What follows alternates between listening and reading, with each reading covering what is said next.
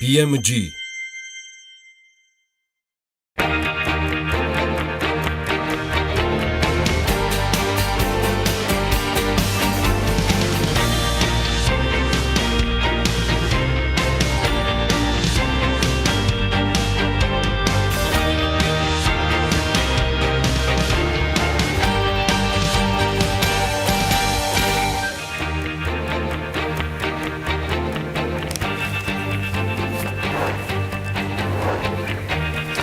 დილა მშვიდობის ყველას, მოგესალმებით. დღეს 9 მაისია. მე გიორგი ისაკაძე ვარ, მოგესალმებით TV პირველი სტუდიიდან BMG და საქმიანი დილა იწყებს თქვენთვის მაუწყებლობას. აქტუალურია ეს თემა და ამ სტატისტიკას მე გვერდს არ დავერცაული. თამბაქოს კონტროლის შესახებ საქართველოს კანონის ძალაში შესვლის შემდეგ მიმდინარე წლის 1 მაისიდან 8 მაისის ჩათვლით მთელი ქვეყნის მასშტაბით თუ იცით რამდენი?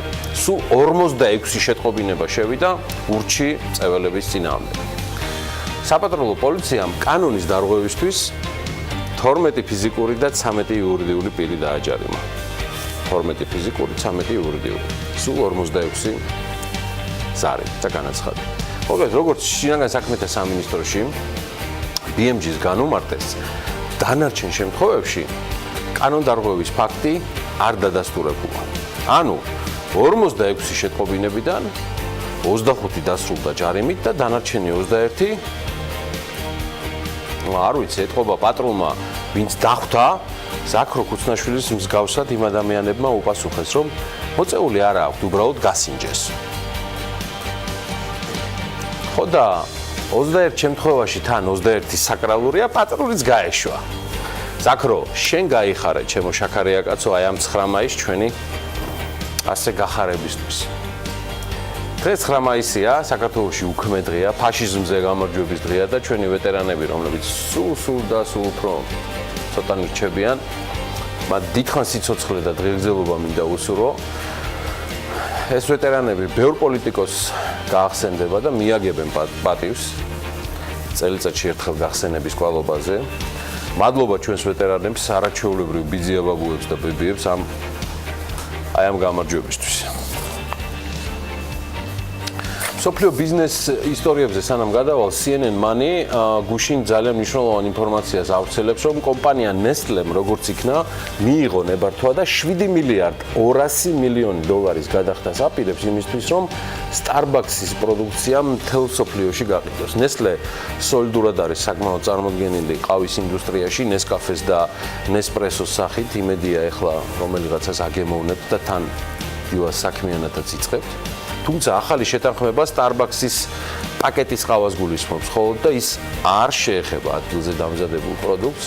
კომპანია Starbucks კი 1971 წელს არის დაფუძნებული და მას მთელ მსოფლიოში 27,000-ზე მეტი ობიექტი აქვს გახსნილი. მის ბრენდს ძალიან ბევრი მიმდევარი ყავს საქართველოში და ვინც მისი ფრანჩაიზით არის დაინტერესებული, უკვე ვინძლო Nestlé-ს მესვეურებს და რეგიონალურ ოფისს უნდა მიმართოს, აი ჩემი ყავაც მოვიდა.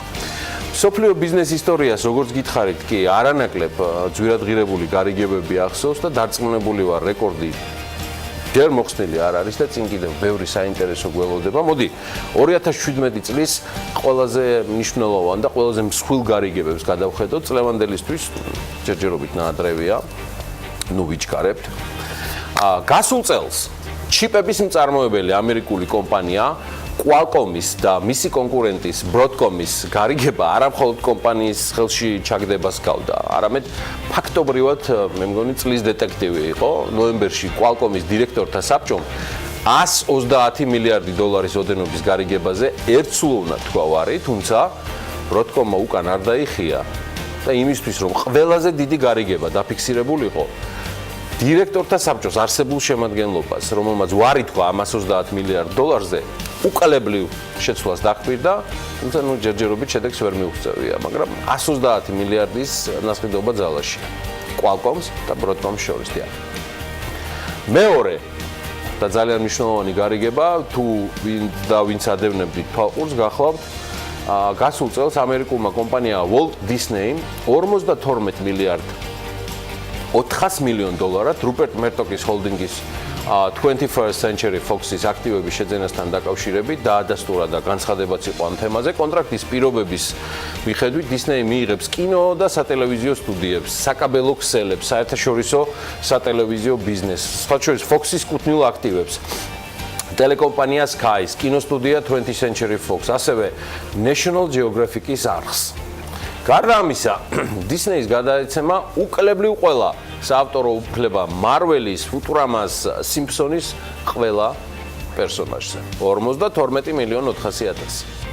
კიდევ ერთი გარიგება, და ეს ბოლო არ არის, დეკემბრის დასაწყისში ამერიკული სააფთიაქო ქსელი CBS Health-ი შეთანხმდა რომ ერთ-ერთ უმსხვილეს ამერიკულ სადაზღვევო კომპანიას აეთნას $69 მილიარდ შეიძენდა.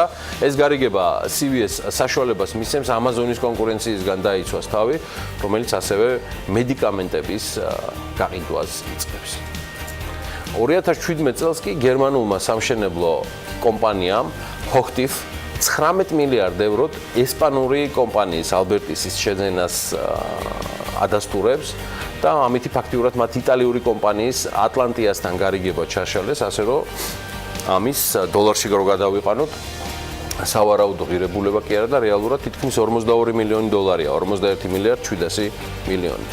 და ორი გარიგება, ერთი და იგივე თანხაზე, $30 მილიარდ ივნისში ამერიკულმა გიგანტმა, იცით ალბათ, Johnson & Johnson-მა შვეიცარიული ბიოტექნიკური კომპანიის Actelion-ის შეიძინა სრულად 100% და ასევე ამერიკულმა United Technologies Corp-მა ავიატექნიკის მომწოდებელი კომპანია Rockwell Collins-ი ასევე $30 მილიარდ შეიძინა. დეველოპერმა Brookfield Property Partners ჯერ მხოლოდ განზრახვის შესახებ გააკეთა განცხადება, რომლის მიხედვითაც $27 მილიარდ ამერიკული სავაჭრო ცენტრების ოპერატორის GGP-ის 66%-ის შეძენა სულს. Brookfield Properties, დიახ. სხვა შორის უკვე შედგა გარიგება, რომლითაც ფრანგულმა კომპანია Essilor International-მა მსოფლიოს ერთ-ერთი უმსხვილესი სათვალეების მწარმოებელი კომპანია Luxottic Group-ი შეიძინა. ეს ვინც არიცით, ისეთი ცნობილი ბრენდების მფლობელია, როგორიც არის Oakley და Ray-Ban-ი. და სხვა შორის აი ამ გარიგების ღირებულება წარმოდგენა რო შეიქმნა ამ ბიზნესზე 25 მილიარდ 600 მილიონი დოლარი იყო 2017 წელს. ესეთი ამბებია. მოდი დავუბრუნდეთ ახლა ქართული ბიზნესის ამბებს, ვიდრე თქვენთან შესახვედრად ანა ლაპიაშვილი, ბუკა პეტრიაშვილი და ზაზა აბაშიძე ხურდებიან. ხილის გადამამუშავებელი კომპანია კავკასუს ორგანიკ ფრუტსი, რომელიც მცხეთაში გასული წლის ოქტომბერში ამოქმედა, სეზონს მაისის ბოლოს გახსნის და ყველა სახის ხილის ჩაბარებას დაიწყებს, რაც საქართველოში წლის განმავლობაში შემოვა. კომპანიის ხარისხის მენეჯერი სოთარ ლომიძის განცხადებით, ხილს გლეხებისგან, ფერმერებისგან, კოოპერატივებისგან ჩაიბარებენ, რისგანაც მაღალი ხარისხის ჩირებს, სუკატებს და წყლავს დაამზადებენ. პროდუქციის ძირითადი ნაწილი ევროპაში, კერძოდ გერმანიაში, იტალიაში და ჰოლანდიაში გაიყიდება. ამერიკასა და ჰონკონგში ექსპორტზე უკვე გავიდა სხვათა შორის ქართული სუნელ სანელებლები და სამკურნალო მცენარეები. კომპანია Farconis დირექტორი მამუკა ალფაიძის განცხადებით, კომპანია სუნელებს Homlis ბრენდით აწარმოებს. Homli დაიმახსოვრეთ და სამკურნალო მცენარეებს კი საექსპორტო ბაზრებს ნედლეულის სახით აწვდის. მისივე თქმით, პროდუქცია როგორც მზა, ასევე დაფასოებული სახით იყიდება და ძირითადად ფარმაცევტული კომპანიები, ჩაის და კვების მრეწველობის კომპანიები ყიდულობენ. Farconis დირექტორის თქმით, წლის ბოლომდე რეალიზაციის 15%-იანი ზრდა იგეგმება, მათი პროდუქცია იყიდება ადგილობრივ ბაზარზეც. მეტი საექსპორტო პროდუქცია, მომსახურება და წარმატებები მათ ჩვენ და ქვეყანას, რომელთან დაკავშირებითაც საერთაშორისო სავალუტო ფონდმა ეკონომიკური ზრდის მაჩვენებელი 0.3%-ით გაზარდა და 4.9%-ზე დააფიქსირა. მათივე პროგნოზით IMF-ზეა საუბარი, საქართველოში ეკონომიკური ზრდა 2019 წელს მიაღწევს 4.3%-ს.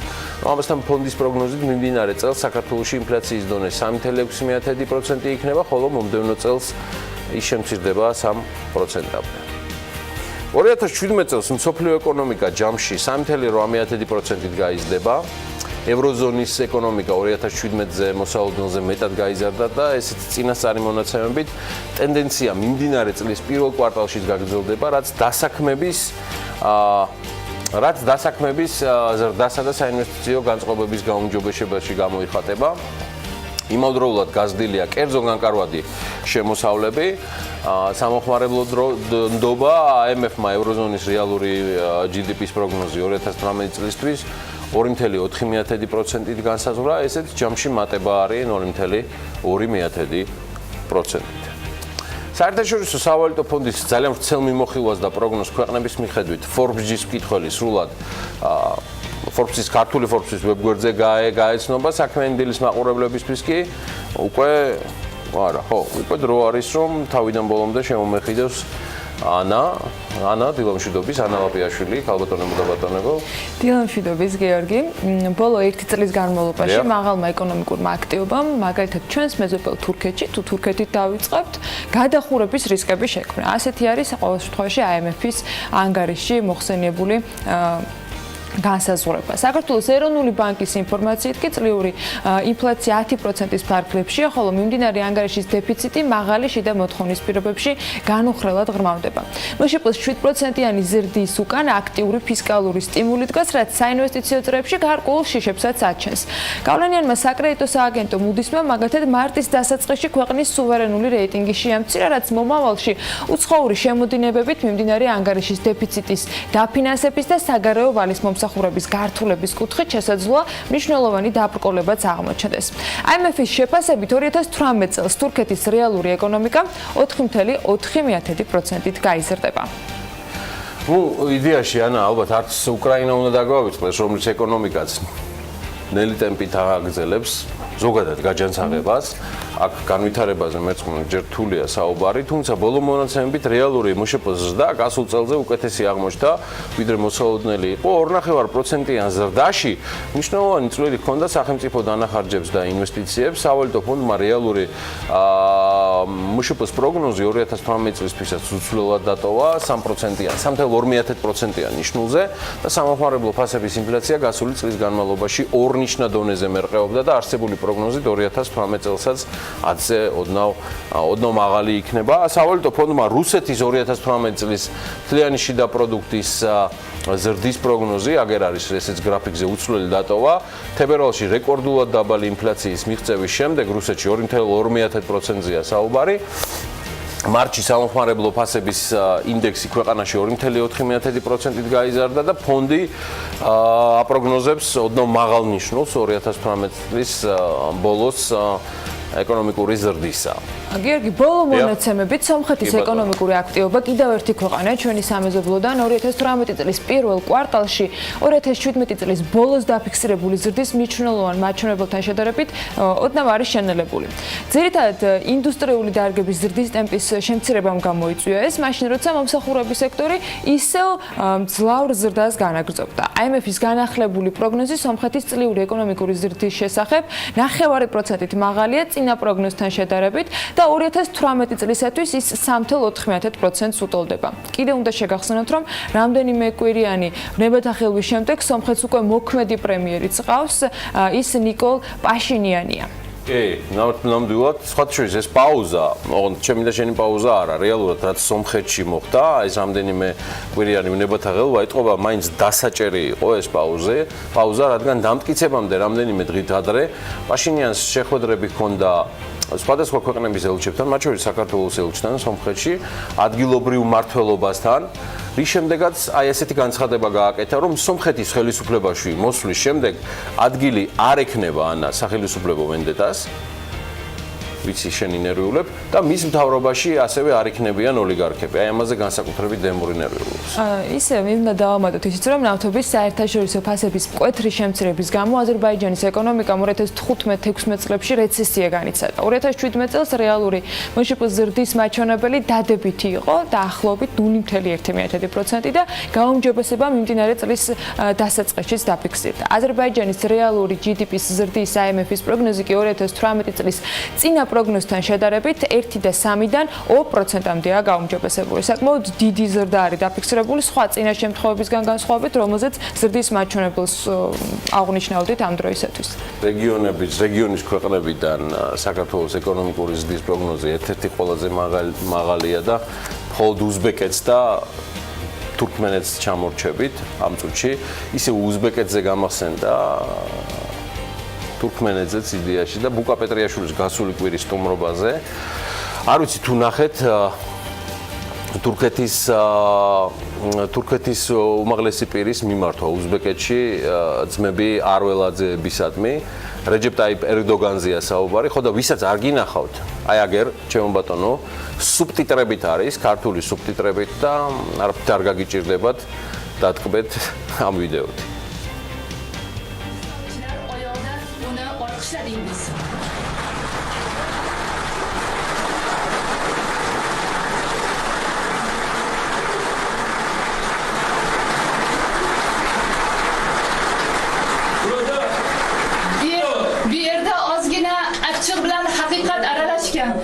Futbol maçlarımız tügadı.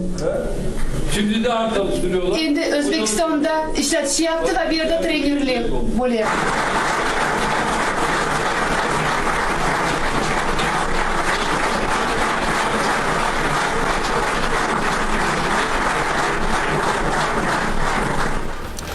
Ana, მე იმედი მაქვს მაინც რომ არ დაგალე ჩემი სატელევიზიო ჩანართებით, ნუ დავქნე. ვიცი რომ ყოველდღე ჩემი ხათრით მათი უფროსი ძმა რეზი იღვიძებს და სადაც არ უნდა იყოს საქმიან დილას უყურებს და 24 საათი ფიქრობს როგორ გააგრძელოს არველაძეების გვარის დიდება. დაიტანჯა ბიჭი ამ შეშრომაში. ქვეყნების მიხედვით ცხრილს გაგაცნობთ, სანამ ტანჯვის ეს ციკლი გაგრძელდება და იყოს თუნდაც ამ ინფორმაციით, რუსეთში ეკონომიკური ზრდის მაჩვენებელი არის 1.7% ამ წლისათვის, ყაზახეთში 3.2%, ეს კარგად რომ შევხედოთ ჯამში იმ ინფორმაციას თუ რა ხდება რეგიონში, უზბეკეთში 5% იქნება, აზერბაიჯანში 2 და კიდევ ერთი ქვეყანა თურქმენეთია, რომელიც უსწრებს საქართველოს ეკონომიკური ზრდის პროგნოზით 6.2%. უკრაინაში 3.2%-ია ნაპროგნოზირები, ბელარუსში 2.8%, საქართველოში როგორც აღნიშნეთ, გაზრდილი არის 0.3% და 4.5% არის წინასწარი პროგნოზით, ეკონომიკური ზრდის მაჩვენებელი 2018 წელს, სომხეთში 3.4%, ტაჯიკეთში 4.1%, ყირგიზეთში 3.3% და მოლდოვაში 3%. ისევ Forbes და საერთაშორისო ორგანიზაციების ანგარიშმინდა მიუბრუნდეს საქართველოს შესახებ, ამჯერად მსოფლიო ბანკზე და მის მონაცემებზე დაყრდნობით შეგვიძლია ვთქვათ, რომ ინოვაციური ტექნოლოგიებისა და კრიპტოვალუტების მოპოვებისთვის ხელშემწყობი გარემოდან გამომდინარე ბლოკჩეინ ტექნოლოგიები საქართველოში საკმაოდ აქტიურად იმკვიდრებს თავს და ფართოდაც არის გავრცელებული. ევროპისა და ცენტრალური აზიის რეგიონის 2018 წლის ანგარიში წერია, რომ ევროპისა და ცენტრალური აზიის ქვეყნებში ეკონომიკური ზრდა ამ მიმართულებით პიკს აღწევს. 2017 წელს პროგნოზი 2.7, 2018 წელს 2.3%-ია და რეგიონის ისეთმა ქვეყნებმა, როგორც საქართველოა, სწორედ ახალი ციფრული ტექნოლოგიებით უნდა ისარგებლონ, რათა მომსახურება გაუმჯობესონ და ინოვაციური გახადონ. აი ამ კვლევის მიხედვით საქართველოს მსოფლიოში კრიპტოვალუტის მესამე უდიდესი მომპოვებელია და წარმოადგენს ერთ-ერთ უდიდეს მომპოვებელი კომპანიის სამშობლოს. რომ საქართველოში შინამეურნეობის დაახლოებით 5% ჩართულია კრიპტოვალუტის მოპოვებაში, ან მასში ინვესტირებაში. ეს კვლევაში აღნიშნული. ევროპის და ცენტრალური აზიის ბევრმა ქვეყანამ დაამტკიცა, რომ ნოყიერ-ნიადაგს წარმოადგენს კრიპტოვალუტის და ბლოკჩეინ ტექნოლოგიების განვითარებისათვის, აცხადებს ჰანს ტიმერი, მსოფლიო ბანკის მთავარი ეკონომისტი. მაგალითად, საქართველოში კრიპტოვალუტის მოპოვება გასაოცრად ფართოდ არის გავრცელებული, რაც მნიშვნელოვნად განპირობებულია საგადასახადო შეღავათებით და ელექტროენერგიის დაბალი ფასით. დროთა განმავლობაში მთავრობისთვის მნიშვნელოვანი გახდება ფინანსური ზედამხედველობის და მომხმარებლების უსაფრთხოების უზრუნველყოფა, აღნიშნავს ტიმერი. ანგარიშის თანახმადვე, ევროპასა და ცენტრალურ აზიაში მიმდინარე ეკონომიკური ზრდა უსწრაფესია 10 წლეულში, თუმცა შემცირებული მუშაობა და მზარდი ინფლაცია მიუთითებენ, რომ ზრდა გარკვეულწილად შეაფერხებს რეგიონში წინსვლას. ნუ ამ თემასთან შეიძლება დიდად კავშირში არ არის, მაგრამ მაინც საქმის გულში ჩაგაყენებთ სტუდიაში დაანონსებული ლაგოდეხის დახურულ ტერიტორიებზე ხისკენ წეროების ბილიკების მოწყობის ამბავი გუშინ მოვიკითხეთ და აღმოჩნდა, რომ ჯერჯერობით განსაკუთრებული სიახლეც არაფერია. ნუ პირობას მივიღეთ, რომ თუ რაიმე სიახლე იქნება, არ გამოგვაპარებენ და თქვენთვის ამის გაზიარებასაც არ დავივიწყებთ, არადა ძალიან ლამაზი უნდა გამოვიდეს წესით სილამაზესთან ერთად თავად ლაგოდეხის დაცული ტერიტორიების ადმინისტრაციის დირექტორი შემოსავლების და სამუშაო ადგილების ზრდისთვის ამ პროექტზე დიდი მედებს ამყარებს. პროექტი წინასწარ უნდა დადგინდეს ბილიკის სიგრძე, სიგანე, სიმაღლე, ხისკენწეროების ბილიკის კონკრეტული აღწერილობა, ატრაქციების პროექტით განისაზღვრება შესაბამისად და მისი სიგრძე დაახლოებით 500 მეტრი იქნება. ბილიკის ავარაუდოდ ნაკრძალის ქვედა ხეობაში განთავსდება, რომელიც ლაგოდეხის დაცული ტერიტორიების ადმინისტრაციის შენობიდან დაახლოებით 9 კილომეტრში მდებარეობს. კიდევ ერთი ამბავი და კარგიც არის ის, რომ თეთრიწყაროს რაიონის სოფელ ასურეთში გერმანული კულტურის არქიტექტურული ძეგლების აღდგენაზე 2.100.000 ლარი დაიხარჯება. სამუშაოების შესყიდვის მიზნით მუნიციპალური განვითარების ფონდმა შესაბამისი ტენდერის გამოაცხადა. პროექტის ფარგლებში რეაბილიტაცია ჩაუტარდება მე-19 საუკუნის გერმანულ ეკლესიას, ასევე საცხოვრებელ სახლებსა და სასაფლაოს. თეთრიწყაროს რაიონში გერმანელი კოლონისტები მე-19 საუკუნის დასაწყისში დასახლდნენ. გერმანული დასახლება სოფელი ელიზაბეტტალი შექმნეს, ანუ დღევანდელი ასურეთი. გერმანული ტურისტებისთვის, რომელიც გაცილებით მეტი გჭირდება, ვიდრე დღეს გვყავს, დიახ, ეს ადგილი ნამდვილად საინტერესო იქნება მოსანახულებლად, მანამდე კი გერმანიაში და ევროპის სხვა ქვეყნებში სწორი მოქცევაც და ზოგადად მოქცევაც ვატყობ, რომ მოვექცეთ, ასე ვთქვათ. ვატყობ, თუმცა ეს ვერ მოხდება შესაბამისი რეგულაციების და ხშირად სამართლებრივი დევნის გარეშე. ფაქტია, რომ ეს გადაწყვეტილება მიღებულია საქართველოს სისხლის სამართლის კოდექსში ცვლილებები შედის.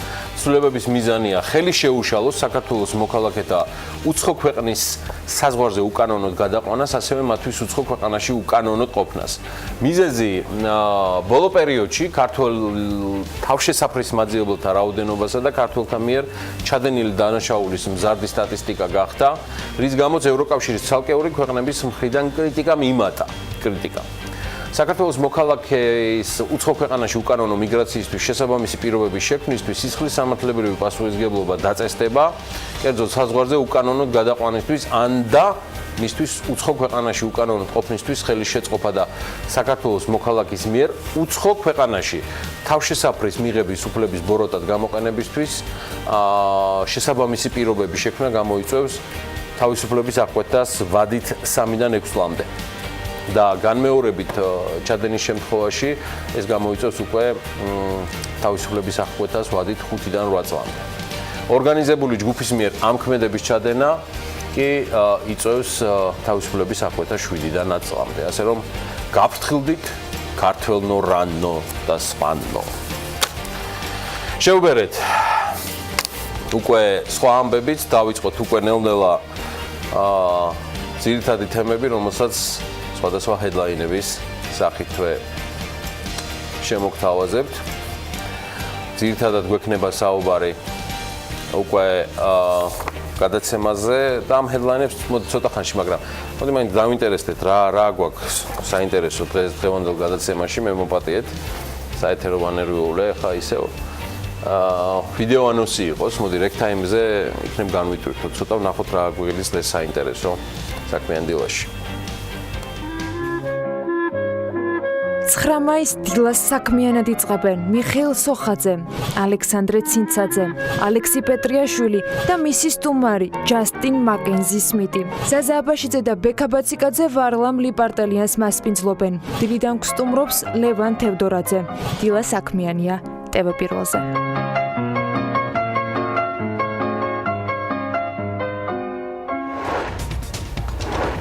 საქართველოს თავდაცვით აღმშენებლობაში დახმარების მიზნით ნატო საქართველოსთვის ფინანსურ კონტრიბუციასაც გაიღებს. ირანი ქართულ გადამზიდავებს შეღავათიან პირობებს დაუწესებს. ავტოსაგზაო შემთხვევების და მიმდინარე წლის პირველ კვარტალში ხანძრების შედეგების სტატისტიკა. ამ სტატისტიკით სულ მალე რამდენიმე წამში წავდგებით თქვენ წინაშე. საქართველოში ელექტროავტობუსების წარმოებისათვის დაახლოებით 30-40 მილიონი ლარის ოდენობის ინვესტიციის განხორციელება იგეგმება.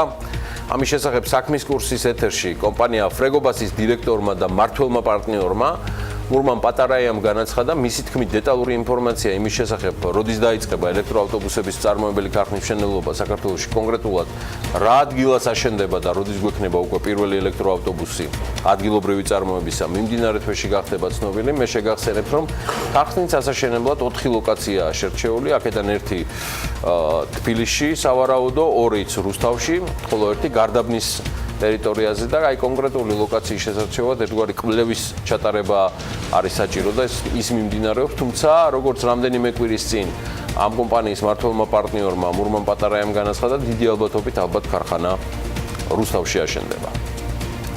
ცხადია, ეს არ არის ყველაფერი. ანა ლაპიაშვილის დროა, მას აქვს თავისი არაჩვეულებრივი კოლაჟი უმზადებული. თემას გავაგრძელებ, გიორგი.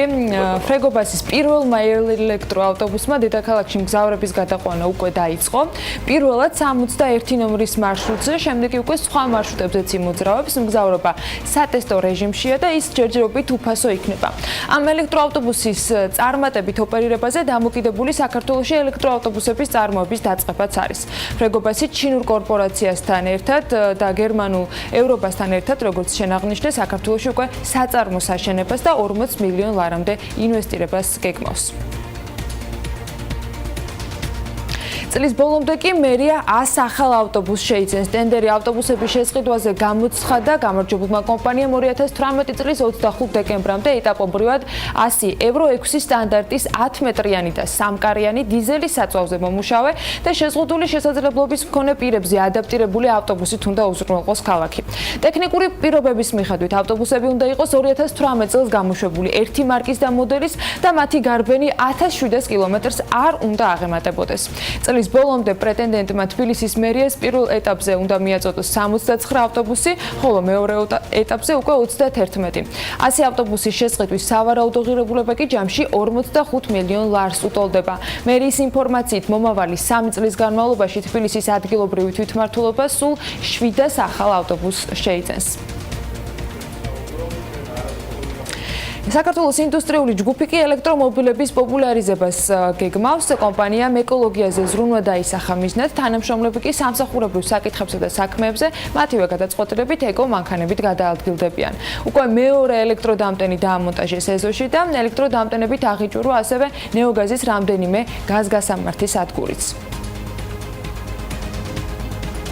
თავდაცვით აღმშენებლობაში დახმარების მიზნით ნატო საქართველოსთვის ფინანსურ კონტრიბუციას გაიღებს. დახმარება ნატო საქართველოს წრთვნისა და შეფასების ერთობლივი ცენტრისთვის €1 მილიონზე მეტი ღირებულების ავტოსატრანსპორტო საშუალებების გადაცემას გულისხმობს.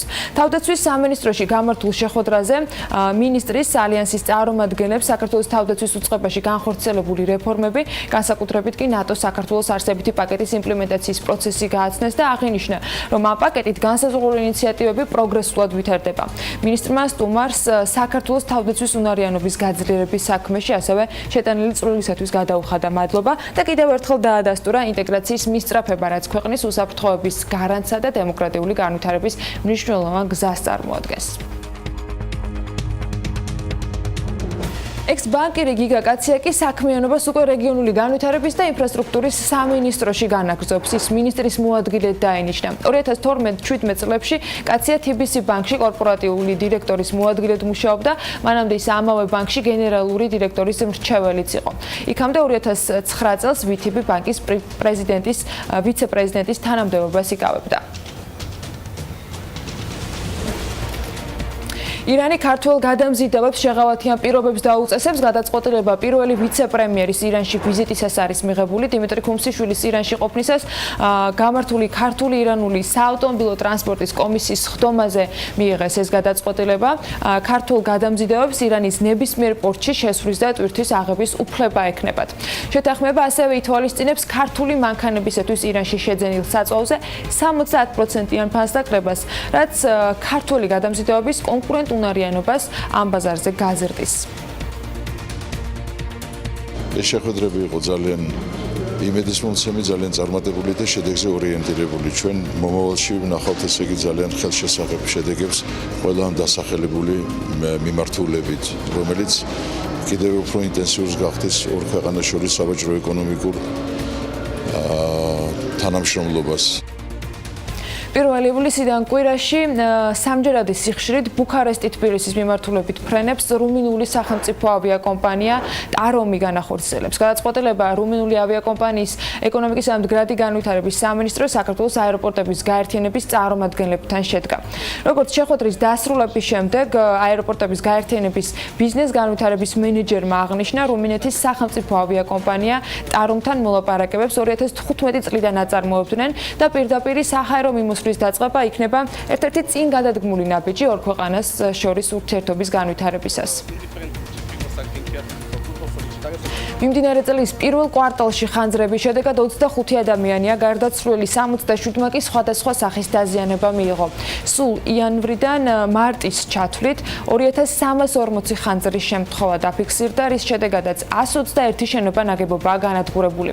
ყველაზე მეტი ხანძრის შემთხვევა ბოლო 15 წლის მანძილზე 2017 წელს არის დაფიქსირებული და მისი რაოდენობა 15222 იყო. ყველაზე ცოტა კი 2002 წელს ფიქსირდება 4159. ამ წლის პირველი კვარტლის მონაცემებითვე ავტოსაგზაო შემთხვევების შედეგად 107 ადამიანი გარდაიცვალა, სულ დაზარალებული კი 1986-ია.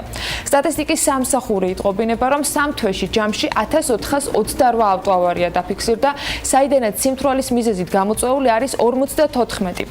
2017 წლის განმავლობაში ჯამში 6079 საგზაო შემთხვევა აღრიცხული, რის შედეგადაც 517 ადამიანია გარდაცვლილი. გარდაცვალების ყველაზე მაღალი მაჩვენებელი ბოლო 15 წლის მანძილზე 2008 წელს იყო, მაშინ ავარიების მსხვერპლთა რაოდენობამ 867 ადამიანამდე მიაღწია. თანათან უახლოვდებთ უკვე საავტო მიმოხილვას, დაგაცნობთ რამდენიმე ამბავს საქართველოს ეროვნული ბანკისგან. მათი პროგნოზით საშუალოვადიან პერიოდში ინფლაცია იქნება 3%-იანი და მიზნობრივ ფარგლებში შენარჩუნდება. აპრილში წლიურმა ინფლაციამ კი 2.5% შეადგინა. მიუხედავად ამისა, სებმა ბოლოს ხდომაზე პოლიტიკის შერბილებისაგან მაინც შეიკავა თავი, რასაც ვიდეოში კობა გონეტაძე განმართავს, რომელიც მან გუშინ გაავრცელა და აღნიშნავს, რომ პოლიტიკის ეტაპობრივი შერბილების დაწყებას კომიტეტი ინფლაციაზე ზრდის მიმართულებით მოქმედი ფაქტორების საკმარისად შესუსტების შემდეგ განიხილავს. მიუხედავად საკმაოდ მაღალი ეკონომიკური აქტივობისა, ერთობლივი მოთხოვნა პოტენციურ დონეს კვლავ ჩამორჩება და ამდენად ინფლაციის მაჩვენებელზე შემცირების მიმართულებით მოქმედებს. თუმცა, საერთაშორისო ფინანსურ ბაზრებზე გამოვლენილი ბოლო პერიოდის მერყეობის ფონზე გაიზარდა ჩვენი სავაჭრო პარტნიორი ქვეყნებიდან ინფლაციის გადმოცემის ალბათობა. შედეგად, 1 მაისის ხდომაზე მონეტარული პოლიტიკის კომიტეტმა მიზანშეწონილად მიაჩნია ზომიერად გამკაცრებული მონეტარული პოლიტიკის შენარჩუნება და პოლიტიკის განაკვეთის უცვლელად 7.25%-ზე დატოვება. მიმართვაში ეროვნული ბანკის პრეზიდენტი კიდევ ერთხელ ხსნის ეკონომიკური ზრდის პროგნოზის გადახედვის მიზეზებსაც. ეროვნულმა ბანკმა 2018 წლის ეკონომიკური ზრდის პროგნოზი 4.5%-დან 4.8%-მდე გაზარდა. მონეტარული პოლიტიკის კომიტეტის ანგარიში წერია, რომ ეკონომიკის ზრდაზე დადებითად მოქმედებს მზარდი ექსპორტი და ტურიზმი. ვიდეო მიმართვაში კობა გონეტაძე ყურადღებას ამახვილებს მიმდინარე ანგარიშის დეფიციტზეც, რომელიც 2017 წელს მნიშვნელოვნად გაუმჯობესდა და 8.7%-ია დაფიქსირებული, რაც შემცირებული მაჩვენებელია. ის ასევე აღნიშნავს, რომ ამაშიც დიდი წვლილი აქვს ტურიზმიდან შემოსავლებს და ექსპორტის ზრდას, რაც ბუნებრივი აისახება როგორც ადგილობრივი კომპანიების, ისე მათ მიერ დასაქმებული ადამიანების შემოსავლებზე. მაღალი მიმდინარე ანგარიშის დეფიციტი პოსტსაბჭოთა დამოუკიდებელი საქართველოს ეკონომიკის ქრონიკული პრობლემაა. მიმდინარე ანგარიშის დეფიციტის გაუმჯობესება მაკროეკონომიკური სტაბილურობის ერთ-ერთი მთავარი ფაქტორია, რის გამოც ეს ფაქტი მნიშვნელოვანი პოზიტიური სიგნალია უცხოელი ინვესტორებისა და სარეიტინგო ინსტიტუტებისათვის.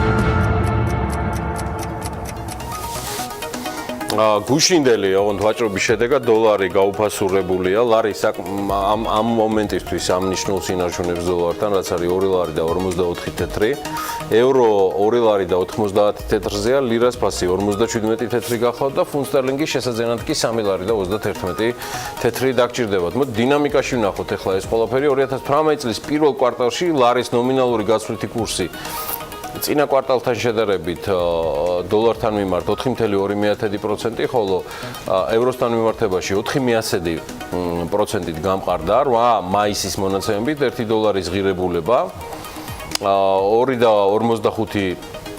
ლარი და 45 თეთრი გახლდათ, წლის დასაწყისში კი 2 ლარი და 59 თეთრი იყო, წლის პირველ კვარტალში იანვარ-მარტზეა ცხადია საუბარი, რუსულ რუბლთან და თურქულ ლირასთან მიმართებაში ასევე 1.6%-ით და 4.5%-ით გამყარდა. წლის დასაწყისში 1 თურქული ლირას ღირებულება 68 თეთრი იყო, დღეს კი ლირას ყიდვა 57 თეთრად შეგიძლიათ. წლის პირველ კვარტალში ლარის ნომინალური ეფექტური გაცვლითი კურსი კვარტალურად 2.4%-ით გამყარდა, ხოლო წლიურად 0.7-ით. ეროვნული ბანკის მონაცემებით 2018 წლის პირველ კვარტალში რეალური ეფექტური გაცვლითი კურსი კვარტალურად 2.6%-ით არის გამყარებული. ხოლო წლიურად კი თითქმის 2%-ით გაუფასურდა 1.9%-ზეა საუბარი. სინოპტიკოსების პროგნოზზე გადავიდეთ. საქართველოში 2 დღის განმავლობაში ნალექიაო მოსალოდნელიო. დღეს დღის ბოლოდან 10 მაისამდე, არ ვიცი ხა ეს პროგნოზი რამდენად გამართლდება. სავალუტო პროგნოზს ვარტყავთ, მაგრამ მართლა იმ გვალვების პირობებში ძალიან გვჭირდება ეს ნალექი და საკმაოდ სერიოზულადაც. ტერიტორიაზე შედარებით გრილი და ნოტიო ჰაერის მასების გავრცელების გამო ძირითადად ღამის და საღამოს საათებშია მოსალოდნელი წვიმა. შესაძლებელია ძლიერიც, ქვეყნის აღმოსავლეთ ნაწილში ზოგან შესაძლებელია სეტყვა. აი ესეთი რამ არის ნათქვამი გარემოს ეროვნული სააგენტოს Facebook გვერდზე და მათ გავრცელებულ ინფორმაციაში და მათივე ცნობით ძლიერმა ნალექებმა შესაძლებელია მდინარეებზე წყლის დონის მატებაც გამოიწვიოს. ეს Facebook-ზე იყო. ეხლა კი მოდი ყოველგვარი ალგორითმის შეცვლის გარეშე ანალაპიაშვილს მოусმინოთ რეალურ დროში. ამინდის პროგნოზის სპონსორია SEU Development-ი. ჩვენს ინტერნეტით გვაწვდიან გარემოს ეროვნული სააგენტოდან ინფორმაციებს, მაგრამ კონკრეტული დღის და თან ზუსტი პროგნოზით. ამინდი საქართველოში ამ პროგნოზის მიხედვით განპირობებული იქნება ამიერკავკასიის ჩრდილოეთიდან მოქმედი შედარებით ცივი ჰაერის მასების და სამხრეთიდან გავრცელებული თბილი ჰაერის მასების ურთიერთქმედებით. შესაბამისად, რო გამოშვებით ღრუბლიანობის მომატებას ველოდებით. დასავლეთ საქართველოს უმეტეს და აღმოსავლეთ საქართველოს ზოგიერთ რაიონში კი იქნება ხანმოკლე წვიმა და ელჭექი. იქ როლებს დასავლეთის მიმართულების ქარი. სოხუმში 26 გრადუსი დაფიქსირდება და უნალექოდ ჩაევლის დღე. ბათუმში 25 გრადუსი ვარაუდობენ. აქაც უნალექო დღე იქნება. ისევე როგორც ქობულეთში და ფოთში, სადაც 26 და 27 გრადუსი დაფიქსირდება შესაბამისად. ქუთაისშიც ასევე 27 გრადუსი და უნალექო დღეა მოსალოდნელი. ზუგდიდშიც 27 გრადუსი იქნება, ისევე როგორც ოზურგეთში, მაგრამ ორივე შემთხვევაში ხანმოკლე წვიმა იქნება დღის განმავლობაში. ონში 24 გრადუსს ვარაუდობენ და აქაც წვიმას ველოდებით. გორში 25 წვიმასთან ერთად და ცხინვალში 24-ს. აქაც ნალექია ნავარაუდები. მარნეულში შესაძლოა იყოს ხანმოკლე წვიმა და 27 გრადუსამდე გათბება ჰაერი, რუსთავში 28 გრადუსი იქნება, მაგრამ უნალექოდ ჩაევლის უმეტესად დღე. ხანმოკლე წვიმა და ელჭექი არის მოსალოდნელი ახალციხეში 25 გრადუსთან ერთად, ბორჯომშიც ანალოგიურად მცირე წვიმა იქნება და აქაც 25 გრადუსი დაფიქსირდება. ბაკურიანში ჯერ მხოლოდ 18 გრადუსია მაისის დღევანდელ დღეს, წვიმა და ელჭექი, ახალქალაქში 18 გრადუსი იქნება ასევე წვიმასთან და ელჭექთან ერთად და სტეფანწმინდაში მხოლოდ 17. აქაც იწვიმებს თან ელჭექის ფონზე. თელავში ხანმოკლე წვიმა ასევე ნავარაუდები, მაგრამ აქ ჰაერში მაქსიმალური ტემპერატურა 28 გრადუსამდე გაიზომება. დედაქალაქს რაც შეეხება, დრო გამოშვებით ღრუბლიანობის მომატებას ველოდებით, დღის მეორე ნახევარში ხანმოკლე წვიმას თან ელჭექით, დასავლეთის მიმართულების ქარიც იქროლებს აბა თბილისში ისე როგორც შეიძლება და მაქსიმალური ტემპერატურა 28 გრადუსი იქნება. ვაჩვენებთ გუშინ საღამოსკენ თბილისის დროით, თბილისის საღამოსკენ შეერთებული შტატების პრეზიდენტმა ტრამპმა თეთრი სახლიდან გამოაცხადა, რომ ამერიკა ტოვებს ირანთან 2015 წელს მიღწეულ ხელშეკრულებას, რომელსაც ირანი და მსოფლიოს წამყვანი ქვეყნები აწერდნენ ხელს. ამ ხელშეკრულებამ ირანს იმ პერიოდში შეუმსუბუქა საკმაოდ სერიოზულად ფინანსური სანქციები, ბირთვული პროგრამის შეკვეცის სანაცვლოდ. 8 მაისს ტრამპმა ამ ხელშეკრულებას უწოდა დეფექტური თავის არცში და განაცხადა, რომ მას სურს ირანის ბირთვულ საფრთხეს მოეძებნოს რეალური და გრძელვადიანი გადაწყვეტა. ტრამპმა ასევე განაცხადა, რომ ვაშინგტონი უმაღლეს დონეზე ამოქმედებს ეკონომიკურ სანქციებს, თუმცა დეტალები არ დაუკონკრეტებია და ტრამპს ასევე ნათქვამი ჰქონდა, რომ თუ ევროპელი მოკავშირეები 12 მაისამდე არ გამოასწორებდნენ ხელშეკრულების მისი თქმით საშინელ ნაკლებს, ის შეერთებულ შტატებს გაიყვანდა შეთანხმებიდან. მან შეასრულა.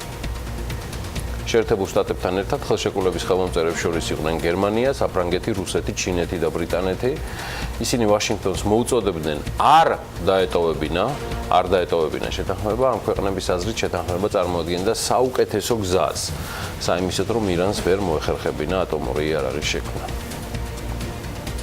მოკლედ ეს და სხვა თემებიც იქნება ჩვენი განხილვის საგანი ალექსი პეტრიაშვილთან ერთად. ბუკას ძალიან საინტერესო სტუმარი ყავს ჯასტინ მაკენზი სმით, დიდ ბრიტანეთის ელჩი საქართველოში, ახასია. ბუკა პეტრიაშვილთან 9 საათის შემდეგ იქნება უკვე ასე ვთქვათ მისი თანაწამყვანობა. დაელოდეთ წინ ძალიან საინტერესო საქმიანი დილაგებით.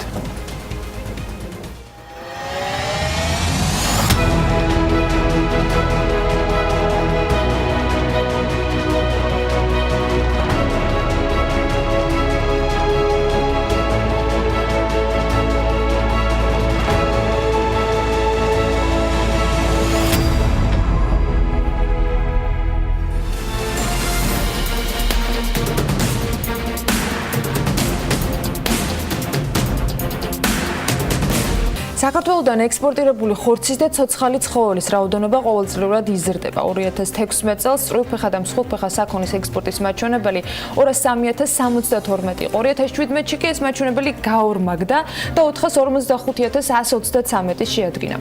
სააგენტოში არსებულ ინფორმაციაზე დაყრდნობით შემიძლია გითხრათ, რომ ყველაზე დიდი მოთხოვნა სწორედ წვრილფეხა საქონელზე, ანუ ცხვარზე. სანამ სტუმრებს წარვადგენ მცირე სტატისტიკა, საქართველოდან ექსპორტზე მსხვილფეხა საქონელი და ხორცი ყველაზე ხშირად ერაყში 63% და 37% აზერბაიჯანში გადის. ექსპორტიორი ქვეყნები მეტად დივერსიფიცირებულია წვრილფეხა საქონლის შემთხვევაში. მაგალითად, საუდის არაბეთში პროცენტული მაჩვენებლებით 48% გადის, აზერბაიჯანში 33%, ქუვეითში 8%, ყატარში 4% და გაერთიანებულ ემირატებში 4%, ბაჰრეინში კი 3%. 2018 წლის პირველი კვარტლის მონაცემებით ქვეყნიდან უკვე ექსპორტირებულია 27.445 წვრილფეხა საქონელი ხორცი და 18.598 მსხვილფეხა საქონელი. 2018 წელს ნავარაუდევი ექსპორტის კიდევ უფრო მეტი ზრდაა მოსალოდნელი. ახლა უკვე სტუმრებთან გადავინაცვლებთ მიხეილ სოხაძეს, ფაოს იდენტიფიკაციის პროგრამის ხელმძღვანელს და დავით გოდერძიშვილს, რუსეთის სააგენტოს ვეტერინარიის დეპარტამენტის უფროსის მოადგილეს. მასპინძლობთ, მოგესალმებით. მადლობა სტუმრობისათვის. დავით თემით, რომელიც სწორედ ექსპორტის მიზეზებს უკავშირდება, რამ განაპირობა, რა იყო მთავარი განსაზღვრელი იმის, რომ გაორმაგება მოხდა, არა თუ რაღაც ზრდა რამდენიმე ვთქვათ, რამდენჯერმე, არამედ პირდაპირ ორჯერ მეტი გავიდა. რა იყო ამის მიზეზი, რამე ვთქვათ, რეგულაციები მოიხსნა, სადმე გაიხსნა საზღვარი. ანუ რა ჯამში საინტერესოა, რა ტიპის ინტერესია დინამიკიდან გამომდინარე, იმიტომ რომ ნებისმიერ სტატისტიკას აქვს თავისი ცხადი ახსნა განმარტება. ჩვენ როგორც ბიზნეს გადაცემას გვაინტერესებს თქვენი ბატონი მიხეილის ანალიზი ამ თემასთან დაკავშირებით, რა განაპირობებს ამ ზრდას? პირველ რიგში დიდი მადლობა მოწვევისთვის და ასევე მე მინდა დღეს 9 მაისია და მიულოცო საქართველოს მოსახლეობას ფაშიზმზე გამარჯვების დღე, რაც შეეხება ექსპორტთან დაკავშირებით. მოგეხსენებათ, რომ ცოცხალი ცხოველების, ასევე ხორცის და ასევე ვეტერინარ კონტროლ ქვემდებარე ტვირთების ექსპორტი მნიშვნელოვნად არის დამოკიდებული თვითონ ვეტერინარიის ღონისძიებებზე. ანუ ვეტერინარული ღონისძიებები თუ არ იქნა სახელმწიფო დონეზე და იმ დონეზე მიყვანილი, რათა დაცული იყოს ცხოველთა ჯანმრთელობა, მაშინ არც ერთი ექსპორტიორი ქვეყანა არ გაიყვანს ცხოველებს ჩვენი ქვეყნიდან და ეს მნიშვნელოვნად არის დაკავშირებული სწორედ იმ სწორად დაგეგმილ და ჩატარებულ ვეტერინარულ ღონისძიებებთან, ამაში გულისხმობ მე ვაქცინაციას, ამაში გულისხმობ ცხოველთა დამუშავებას სხვადასხვა ექტოპარაზიტებზე, ანუ გარეგან პარაზიტებზე და ერთ-ერთი მნიშვნელოვანი კომპონენტი ამაში ეს არის იდენტიფიკაცია, რეგისტრაცია ცხოველების, რათა მიკვლევადი იყოს ყოველი ცხოველი, რომელიც გავიდა ქვეყნიდან და ყოველი ცხოველის ტანხორცი ასევე მიკვლევადი იყოს იმ ექსპორტიორისთვის, თუ რომელ ცხოველიდან არის მიღებული ესა თუ ის პროდუქტი.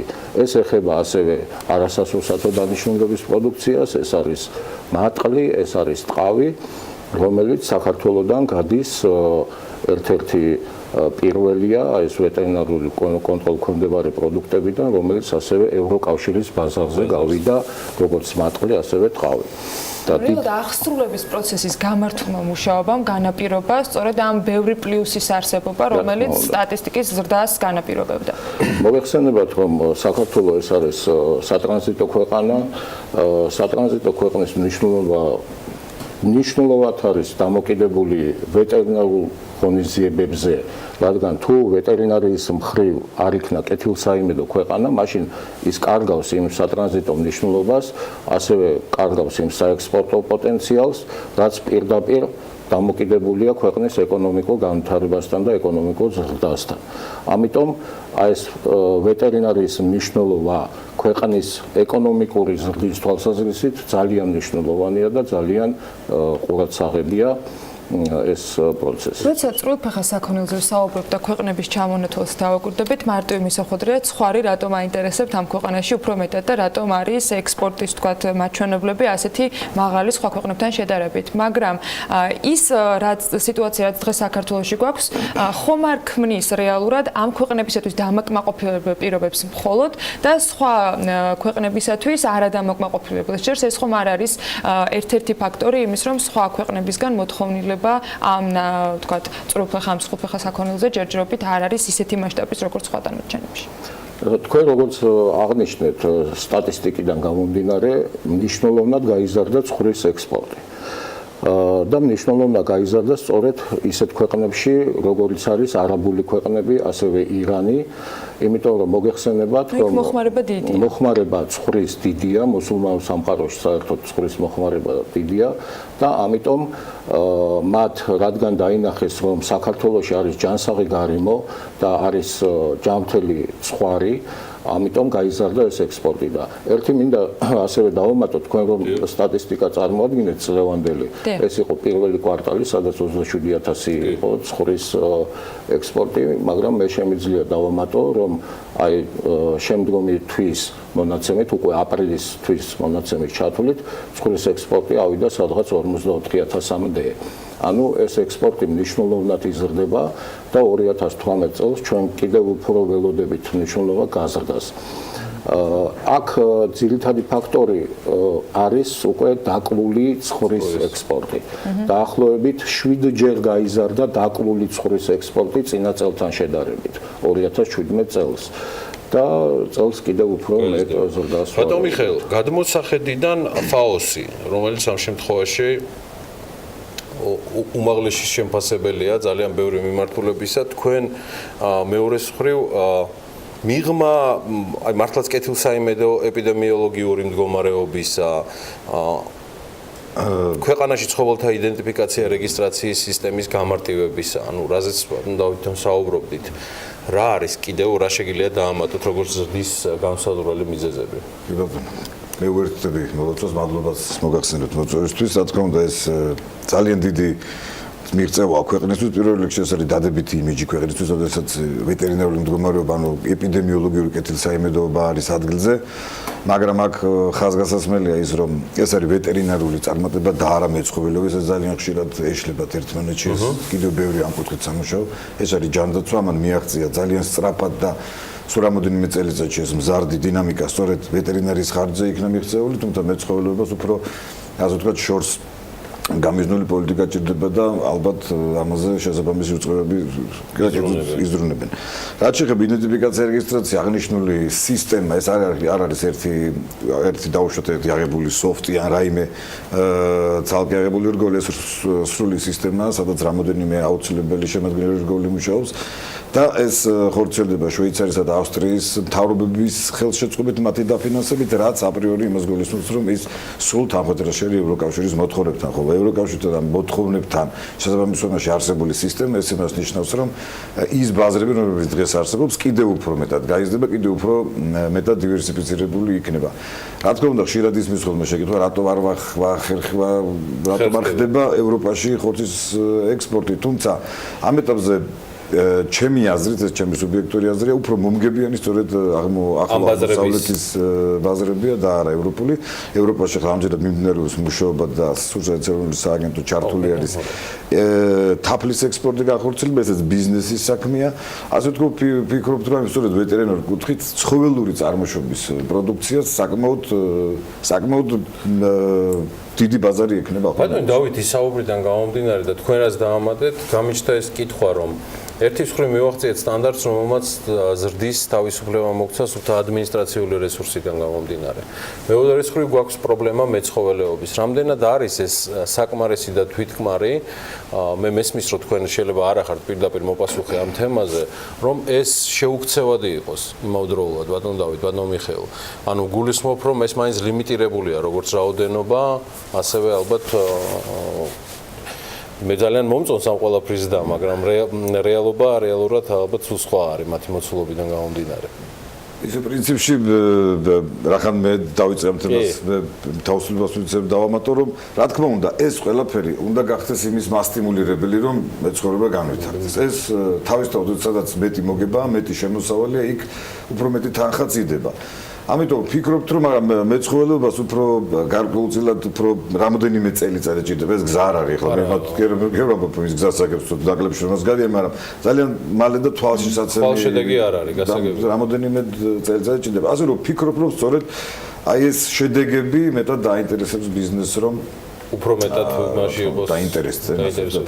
დავამატებდი კიდევ რომ ბიზნესი მოგეხსენებათ, რომ ბიზნესი თვითრეგულირებადია. ასე ვთქვათ, როდესაც მეწარმე ხედავს, რომ მისი წარმოებული პროდუქცია გაყიდვადია და მოთხოვნა მასზე არის, ის ცდილობს, რომ რაც შეიძლება მეტი და მეტი პროდუქცია აწარმოოს. ასევეა ცოცხალ ცხოველებთან დაკავშირებით. როდესაც მეცხვარე ხედავს, რომ მისი ცხვარი გაყიდვადია და შემოსავალი დიდი აქვს, აქედან გამომდინარე ის ცდილობს, რომ თუ ყავდა მაგალითად 2000 სული ცხვარი, წელს იყოლიოს დაუშვათ 3 და 4000, რადგან ის ხედავს, რომ ეს ზრდის ტენდენცია მიმდინარეობს. და რესურსიც უჩნდება, რა თქმა უნდა და ამაში სახელმწიფო ძალიან დიდ დახმარებას უწევს მეცხვარეებს და უბრალოდ მაგალითისთვის ვიტყვი, რომ ყველა ის საშიში დაავადებები, რომელიც შეიძლება იყოს სხვარი, ასევე ზოონოზური დაავადება შეიძლება იყოს, სახელმწიფო თავისი თანხებით უზრუნველყოფს ვაქცინაციას ამ ცხოველების. ასევე სახელმწიფო თავისი თანხებით უზრუნველყოფს ცხოველების ექტოპარაზიტებზე დამუშავებას, ანუ გაბანების პროცესს. რაც ძალიან დიდი დახმარებაა მეცხვარეებისთვის და რაც სტიმულს აძლევს სწორედ აი ამ დარგის განვითარებას. და იმედია მიბაძვასაც ექნება ადგილი და ის ადამიანები დაინტერესდებიან, რომლებიც შეიძლება ინვესტორები იყვნენ ამ სფეროში და დაინტერესოთ ამისმა შეუქცევადობა, მით უმეტე სახელმწიფოს მხრიდან არის ესეთი ხარდაჭერა. და ტურიზმთანაც განსაკუთრებით, იმიტომ რომ ხო, თქვენ პარალელს ავლებდით, ძალიან ტურისტებს გარდა იმისა, რომ ულამაზესი ქვეყანა გვაქვს, ის გემრიელობებიც, ასე ვთქვათ, არანაკლებ აინტერესებს, ასე რომ ვფიქრობ, რომ საქართველოში სწორედ აქ წარმოებული პროდუქციის საკმაოდ დიდი ნაწილი ქვეყანაშივე დარჩება. რა თქმა უნდა, თავისი პლუსები აქვს ექსპორტს, რომელიც იმედია, რომ ზარდი ამ დინამიკას შეინარჩუნებს, თუმცა სულსაც უვნებლობა და ცხოველთა ჯანმრთელობა, ამას ორი მიმართულება ვეტერინარიის იქნება ისეთ დონეზე, რაც ქვეყანას მომოლის გამოადგება. ერთსაც დავამატებ თუ შეიძლება, ჩვენ ყოველთვის საუბრობთ, რომ სულსათი უნდა იყოს უვნებელი. და სულსათი ვერ იქნება უნებელი თუ ცხოველი არ იქნება ჯანმრთელი, ხო? ეს იმიტომ რომ ეს სულსათი მოდის სწორედ ცხოველიდან. სულსათი ასეოს ორი სახის, ერთი ცხოველური და მეორე მცენარეული. ვეტერინარების დანიშნულება სწორედ ეგ არის, რომ ცხოველი იყოს ჯანმრთელი, რათა იქიდან მიღებული სულსათი იყოს უვნებელი. მადლობა დიდი. უღრმესი მადლობა მობრძანებისთვის. მე მადლობელი ვარ ჩვენი სტუმრების. მნიშვნელოვანი სტატისტიკაც ითქვა.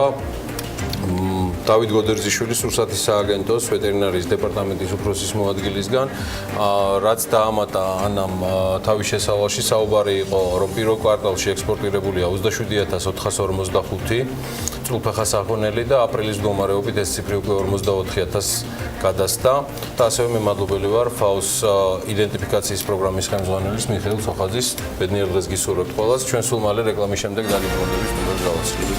მადლობა.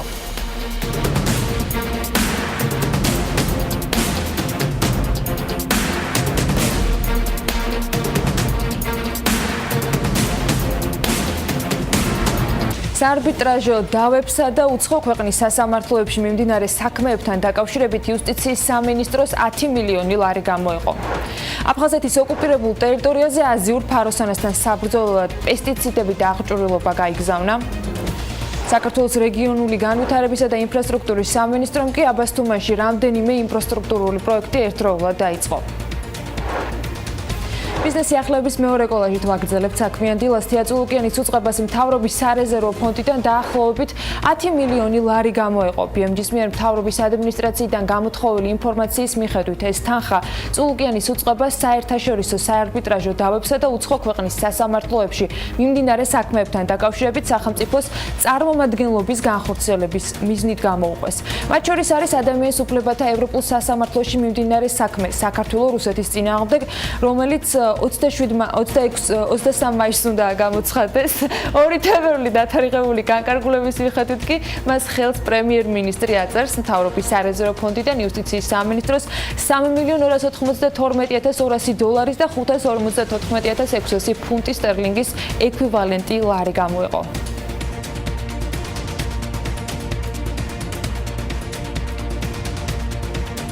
აფხაზეთის ოკუპირებულ ტერიტორიაზე აზიურ ფაროსანასთან საბრძოლოდ კი პესტიციდები და აღჭურვილობა გაიგზავნა. მთავრობის განკარგულებით ეს მასალები შემდგომი განკარგვის მიზნით აფხაზეთის ავტონომიური რესპუბლიკის მთავრობას გადაეცემა.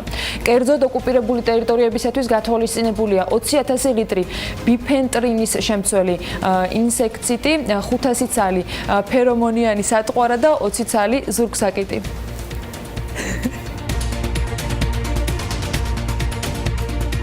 საქართველოს რეგიონული განვითარებისა და ინფრასტრუქტურის სამინისტრომ აბასთუმანში რამდენიმე ინფრასტრუქტურული პროექტი დაიწყო. ამ ეტაპზე ისტორიული სახლების რეაბილიტაცია მიმდინარეობს და ბაღდათი-აბასთუმნის დამაკავშირებელი გზის რეკონსტრუქცია. აბასთუმანში ისტორიული სახლების პროექტის დონორი მსოფლიო ბანკია, ღირებულება კი დაახლოებით 3.700.000 ლარს უტოლდება.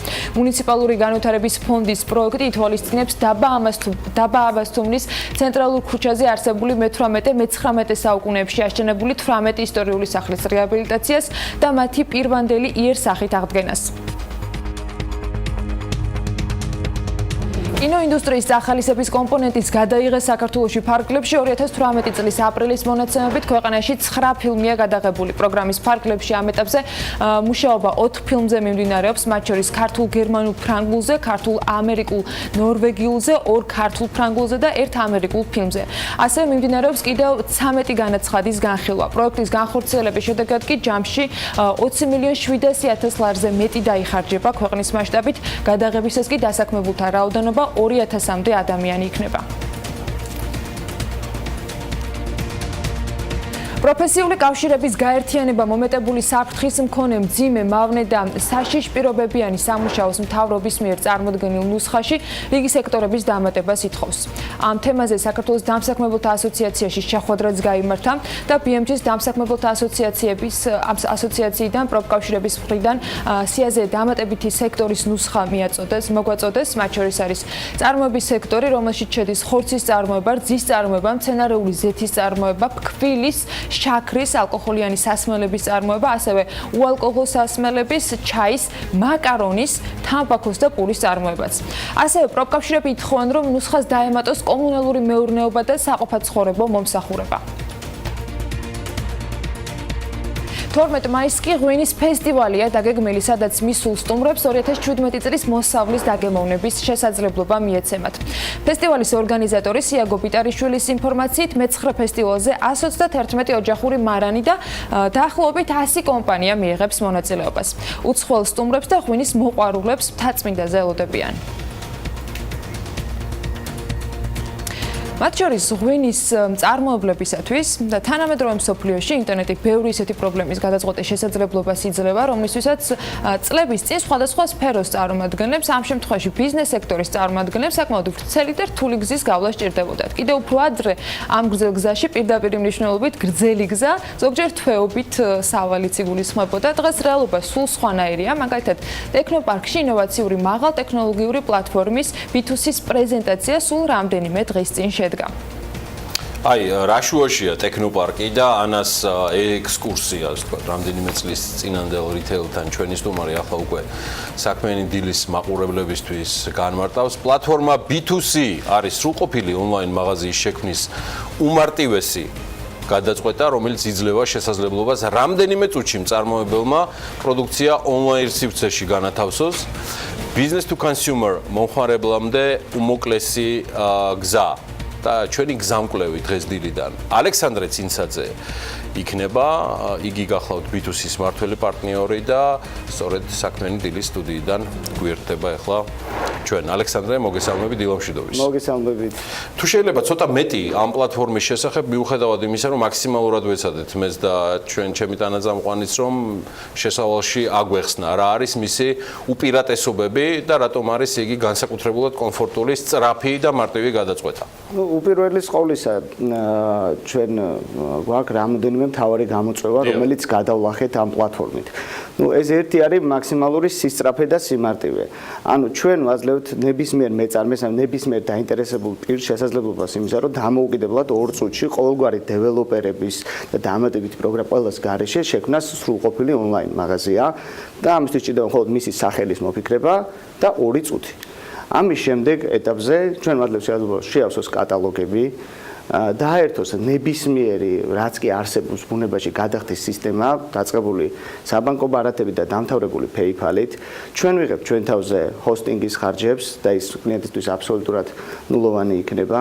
ანუ ჩვენ ვიღებთ ლოჯისტიკას საჭიროების შემთხვევაში ჩვენ თავზე, ისიც მისთვის არანაირი პრობლემა არ იქნება.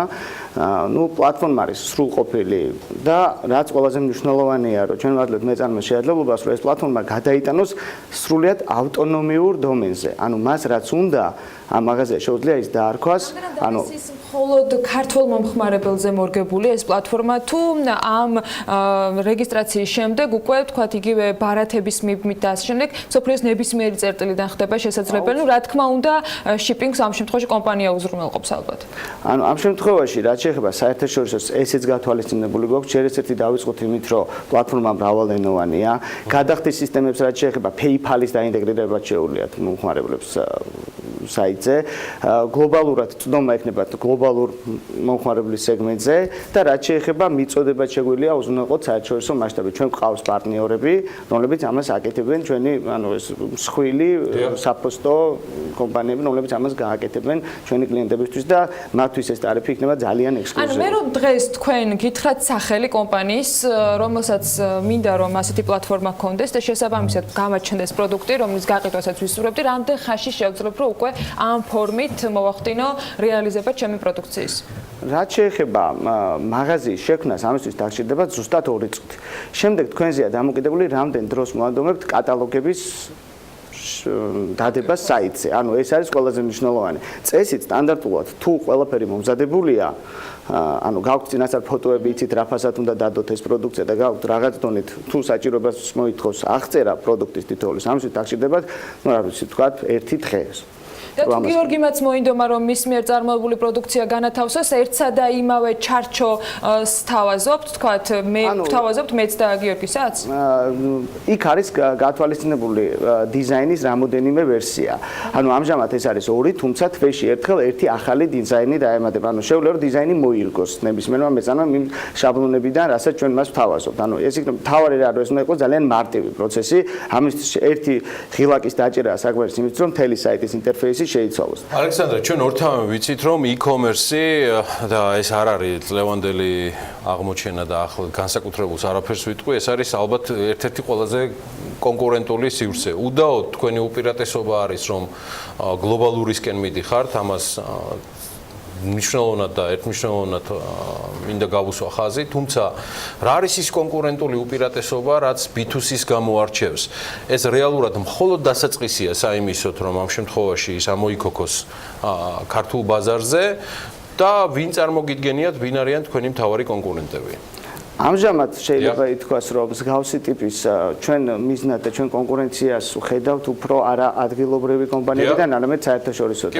ანუ სამიზნე, როდესაც დავიწყეთ ამაზე მუშაობა, ავიღეთ ისეთი გლობალური პლატფორმა, როგორც არსებობს აი Shopify. თუმცა აი Shopify-თან მიმართებაში ჩვენ გვაქვს ძალიან დიდი უპირატესობა ის, რომ ჩვენ ვართ რეგიონალურ მახასიათებლებს, რაც ახასიათებს ეკონომიკას, ინდუსტრიას, რეალობას, ამაზე ვარ ძალიან მორგებული. და ზუსტად ამ სტრატეგიით ვაპირებთ, რომ გავფართოვდეთ შემდეგ უკვე გლობალურადაც. ანუ ჩვენ მიზანი არის ის, რომ მხოლოდ საქართველოს ტერიტორიაზე ვიმუშაოთ და მხოლოდ ქართულ მეწარმეებს მივცეთ შესაძლებლობა, რომ ჩვენი პლატფორმით ისარგებლოთ. ანუ ჩვენ თავარი რა არის, უნდა იყოს customized იმ რეგიონზე, რომელსაც ვემსახურებით.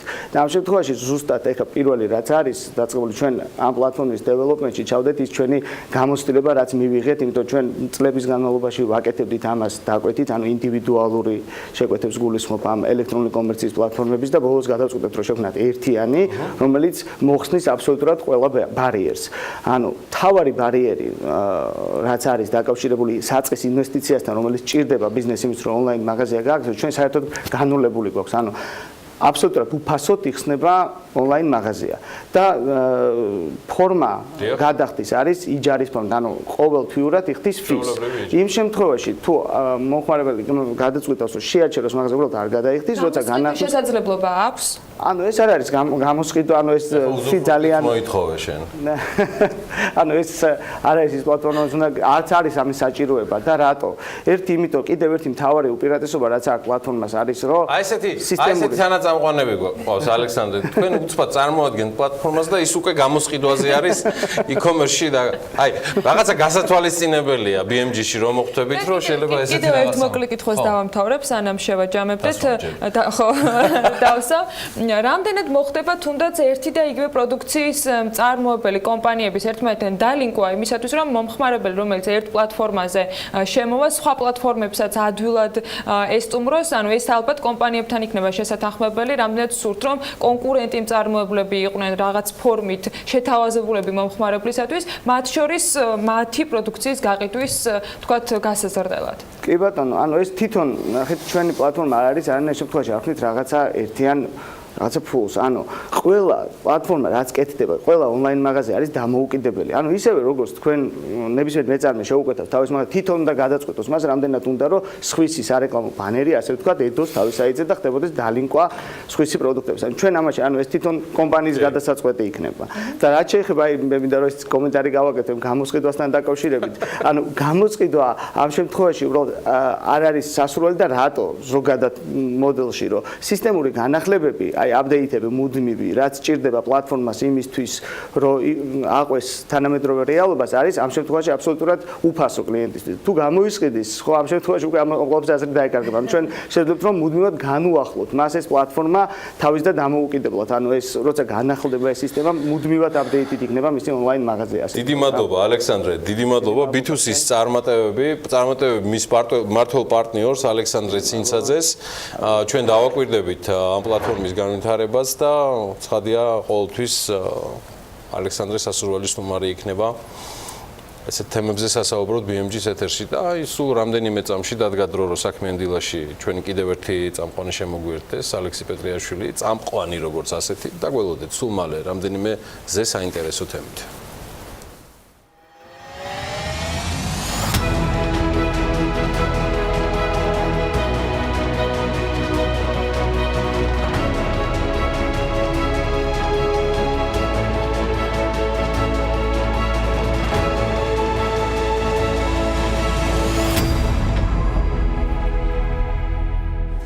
დიახ, წამყვანი როგორც ასეთი, რამდენიმე საინტერესო თემა, საკბილოც, დღევანდელი ეთერი ზუსტად ვიცი რომ უკვე მომზადებული აქვს დილის საქმიანებისთვის. წინასწარ იმასაც გაგიმხელთ, რომ ჯერ მხოლოდ ხურდებით და რამდენიმე წუთში თავისუფალ უკვე ცურვაში მშვენიერი სტარტის შემდეგ დიდი ბრიტანეთის ელჩი საქართველოში ჯასტინ მაკენზის სულმას მინძლებს, თუმცა იქამდე ევროპული დღეები და ჯერ ევროპული ამბები BMG-s პოლიტიკური მიმოხილველისგან უკა.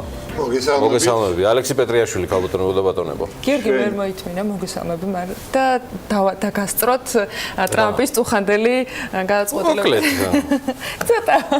კი, ამაზეც აუცილებლად ვისაუბრებთ, ამაზე საუბრობს ფიქრობს, ნერვიულობს და ესე ვთქვათ, განიხილავს მთელი მსოფლიო. არა მხოლოდ პოლიტიკური, ეკონომიკურიც ეს პირდაპირ კავშირში არის, რა თქმა უნდა, ნავთობის ფასებთან, მაგრამ ჯერ დაუბრუნდეთ ევროპას, მაგრამ პირველ რიგში ასევე მინდა შევუერთეთ თქვენს მილოცვას, ჩვენი წინაპრების, ჩვენი ბაბუების და ყველა იმ ღირსეული უძვირფასესი ადამიანის, რომელმაც საქართველოსთან თავისი წვლილი შეიტანა ფაშიზმის დამარცხებაში. იყო ამაზე ყოველთვის იყო მსჯელობა. ევროპა ზეიმობს 8 მაისს, კაპიტულაცია გაფორმდა 8 მაისს, 9 მაისი ჩვენი ვეტერანებისთვის არის წითლად შემოხაზული თარიღი, ამიტომ მე უერთები რომ ეს მათთვის არის მართლაც უძვირფასესი დღე და დღევანდელ დღეს ულოცავ მათ დიდი წვლილი შეიტანეს საქართველოს ერთ-ერთ ყველაზე დიდი სისხლი გაიღო ამ ფაშიზმზე გამარჯვების საქმეში. ევროპასთან მიმართებაში 9 მაისი ევროპის დღეა 1950 წელს რობერტ შუმანმა საფრანგეთის საგარეო საქმეთა მინისტრმა გაახმიანა ინიციატივა ქვანახშირისა და ფოლადის თანამეგობრობის შექმნის შესახებ. ეს ძირითადად ეხებოდა საფრანგეთ და გერმანიის დამოყრებას, დამეგობრებას, იმიტომ რომ ყველა დიდი ომი მათი უშუალო თანამონაწილეობით და დაპირისპირებით ხდებოდა. ამაში ასევე მონაწილეობდნენ ამ ინიციატივაში იტალია და ბენილუქსის ქვეყნები, ბელგია, ნიდერლანდები და ლუქსემბურგი და დასაბამი მიეცა შემდგომ წლებში უკვე უფრო ახლოს გახდა ეს ოფიციალურად ევროპის დღე. მაგრამ შემდგომ წლებში მოხდა მისი ესე ვთქვათ გარდასახვა და გარდაქმნა ევროკავშირად, ევროპასთან დაკავშირებით, ევროკავშირთან მიმართებით თავის ქვეყნის პოზიციაზე ცოტათი მოგვიანებით ისაუბრებს ჩვენი ძვირფასი სტუმარი და მეგობარი დიდი ბრიტანეთის ელჩი. ჩვენ კი ჩვენი მიზნები და ჩვენი ამოცანები გვაქვს ევროკავშირში სრულფასოვანი გაწევრიანება არის ჩვენი გაცხადებული მიზანი. მე ძალიან მიხარია რომ გუშინ ევროინტეგრაციის სამთავრობო კომისიის ხდომაზე მოხდა ეგრეთ წოდებული საგზაო რუქის კონცეფციის გახმიანება, პრეზენტაცია გააკეთა საგარეო საქმეთა მინისტრმა, მთავრობას წარუდგინა და ასევე ძალიან მიხარია რომ პრემიერ-მინისტრ გიორგი კვირიკაშვილის ღია ეთერით პირდაპირ მითითება იყო რომ მაქსიმალური საჯაროობა იქნეს უზრუნველყოფილი. ძალიან ბევრი კარგი სპეციალისტი ყავს ამ საქმეში, ძალიან ბევრი კარგი არასამთავრობო ორგანიზაცია, რომელსაც ბევრი ღირებული რჩევის და რეკომენდაციის მიცემა შეუძლია. ჩვენს დიდი სიამოვნებით ჩავერთებით 2-20 სიტყვა ვიდრემდე შეხვალთ ევროკავშირში, ჩვენს გვათქმევინეთ და დიდი სიამოვნებით ჩვენს გაგიზიარებთ ჩვენს ცოდნას და გამოცდილებას. რა ხდება დღეს ინტეგრაციული პროცესების თვალსაზრისით არის ძალიან მნიშვნელოვანი. 17 მაისს იკრიბებიან სოფიაში, ბულგარეთი ახლა არის თავმჯდომარე ქვეყანა ევროკავშირის, სოფიაში იკრიბებიან, სადაც ასევე იქნებიან დასავლეთ ბალკანეთის 6 ქვეყანა. ეს არის სერბია, მონტენეგრო, ბოსნია-ჰერცეგოვინა, ალბანეთი, იუგოსლავიის ყოფილი რესპუბლიკა მაკედონია და ასევე მათ შეუერთება კოსოვო. ეს არის ის ჯგუფი, რომელიც აცხადებს, ესე ვთქვათ, ღიად და ეს არის უკვე ევროკავშირის სტრატეგიაში 2017 წლის ბოლოს ჟან-კლოდ იუნკერმა თავის მიმართვაში გაახმიანა და 2018 წლის თებერვალში უკვე სტრატეგია დამტკიცდა ოფიციალურად ევროკავშირში ამ ჯგუფის ინტეგრაციის, სრულფასოვანი ინტეგრაციის შესახებ. ძალიან მნიშვნელოვანია ერთი რამ იცოდეს ჩვენმა მაყურებელმა. ერთი, რომ ეს რა თქმა უნდა ღია სტოვებს და ძალიან კარგია რომ აქ იყოს სტატისტიკაზე საუბარი. ეხლა არის პოზიტიური ტრენდი ევროკავშირის, ევროზონის ეკონომიკური განვითარების თვალსაზრისით მთლიანი შიდა პროდუქტი იზრდება ეკონომიკური ზრდა არის 2.5%-ის მიდამოებში და ეს ქმნის პოზიტიურ განწყობებს.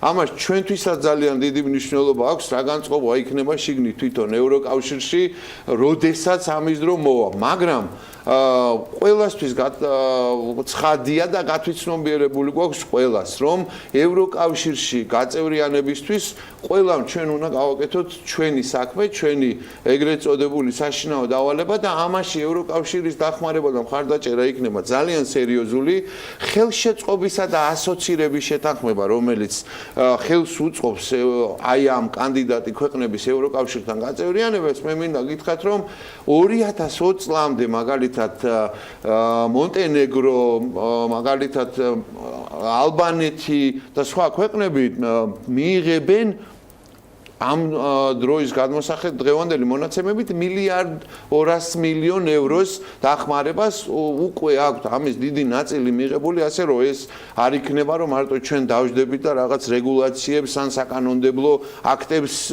მივიღებთ და შემოვიღებთ. ამაში უდიდესი ფინანსური მხარდაჭერა იქნება, თუმცა უნდა ვთქვა, რომ ევროკავშირს ამ დრომდეც აქვს ძალიან სერიოზული მხარდაჭერა გაწეული. ევროპის დღეები ძალიან კარგად აღინიშნა ევროკავშირის საქართველოში მისიის მიერ. მადლობა მინდა უთხრა მათ, იმიტომ რომ ეს მართლაც სახალხო, საჯარო, ევროპული იყო, მშვენიერი უქმეები იყო, მართლაც ჩვენ ნაბიჯებს ვდგავთ. სულ 25 კაცი პაპიროზის წევისთვის დაჯარიმებული 12 იურიდიული 13 ფიზიკური პირი ამის ესე ვთქვათ იქნება გასინჯვასაც გაანებულმა ხალხმა თავიდან ძალიან კარგი იქნება თუ ეს კიდევ ერთი ნაბიჯი იქნება ნამდვილად მიხარია როდესაც შედიხარ სასკვების ობიექტში და იქ უკვე სხვა აერი არის ერთი რაღაც მინდა დავამატო ევროპასთან მიმართებაში არ შემიძლია არ თქვა ძალიან დიდი მნიშვნელობა აქვს მართლა ბრძოლას რეალურად აი ამ სხვადასხვა ტიპის პროპაგანდის წინააღმდეგ. ადიდასმა ცოტა ხნის წინ შემოიღო, ასე ვთქვათ, გამოუშვა პირველი პარტია ახალი ტიშერტების, მაისურების, რომელზეც იყო სიმბოლიკა საბჭოთა კავშირის, USSR, საბჭოთა კავშირის გერბით და ვინ თუ არა ლიტველებმა, ვინც იცის ყველაზე კარგად ელი ამ ოკუპაციის 50 წლიანი ოკუპაციის სიმწარე აწიეს დიდი განგაში სად ავე Twitter-ზე იყო ეს ყველაფერი, ჩემი მეგობარი ლიტვის საგარეო საქმეთა მინისტრი და მისი მთელი ეს კოლეგები აი Twitter-ზე ესე შეესიენ და გუშინ ნახე რომ მადლობა გადაუხადეს Adidas რომ მან გადაწყვეტილება მიიღო რომ ამოიღებს გაყიდვიდან საბჭოთა კავშირის სიმბოლიკით გამოშვებულ მაისურებს. ყოველთვის აქვს ბრძოლას აზრი და მნიშვნელობა, ამიტომაც დღეს ევროკავშირის თავმჯდომარეობის დროინდელი ლიტვის მიერ ნაჩუქარი ჰალსტუხით დიახელით დილიდან.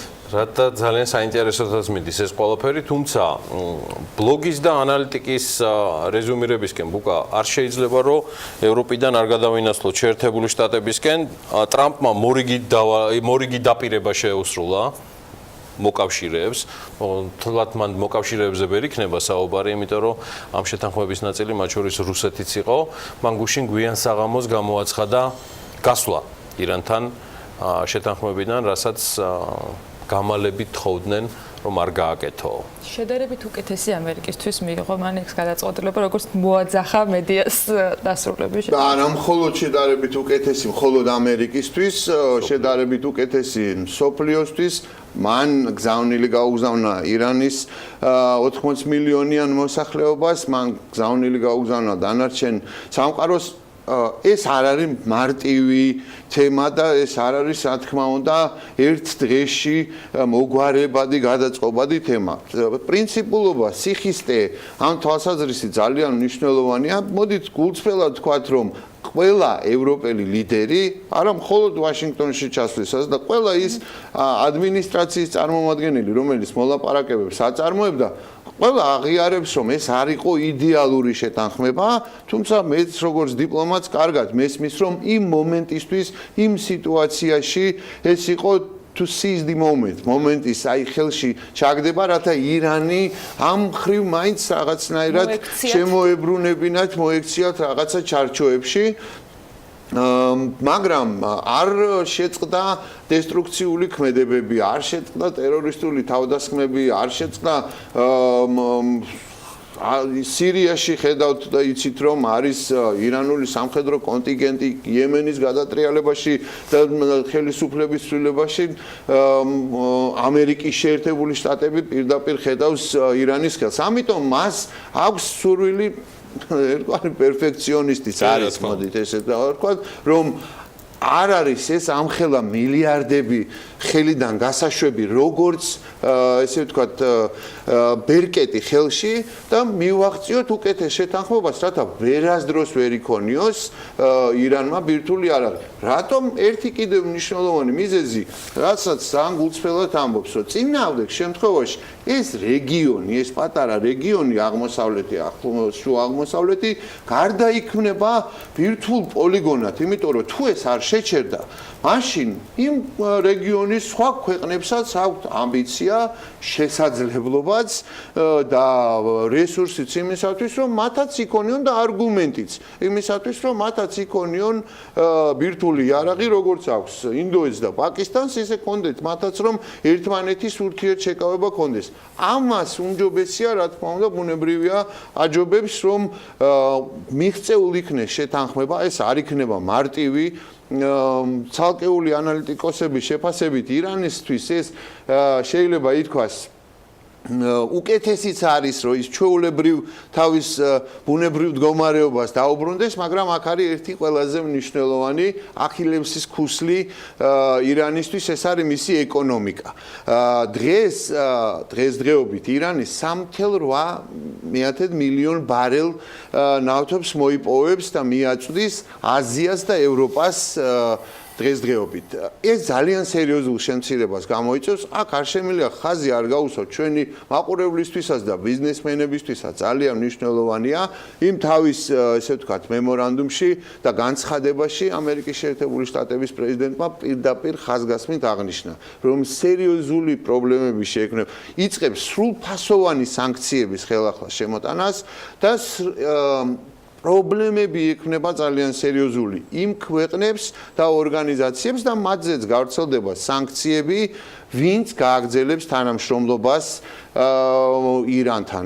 ამერიკაში ეს არის ბოინგი, General Electric, საფრანგეთში ეს არის Total, გერმანიაში Volkswagen, რომელმაც თავის მანქანების გაყიდვა დაიწყო, Boeing-ს 100 თვითმფრინავი უნდა მიეყიდა ირანისთვის, მაგრამ ეხლა უკვე 90 დღიანი ვადა აქვთ, რომ გადაიხედოს ეს ყოველივე და შესაბამისად ამასობაში ამერიკის სახელმწიფო მდივანი არის ჩრდილოეთ კორეაში, ჩრდილოეთ იაპონიის, ჩინეთის და სამხრეთ კორეის ლიდერები, ჩინეთი იყო პრემიერ-მინისტრის დონეზე წარმოდგენილი, შეიკრიბენ უშინღამე ასევე დიდი მიდი იყო, ესე იგი შეიკრიბენ ტოკიოში, ჩინეთის პრეზიდენტმა ქსიმ მიიღო სტუმრად კიმი და ასევე იყო ეს ესე ვთქვათ სერიოზული ინტენსიური მოლაპარაკებები და როგორც ტრამპმა განაცხადა, თარიღი ადგილი განსაზღვრულია, ეხლა საბოლოო წერტილების დასასმელად არის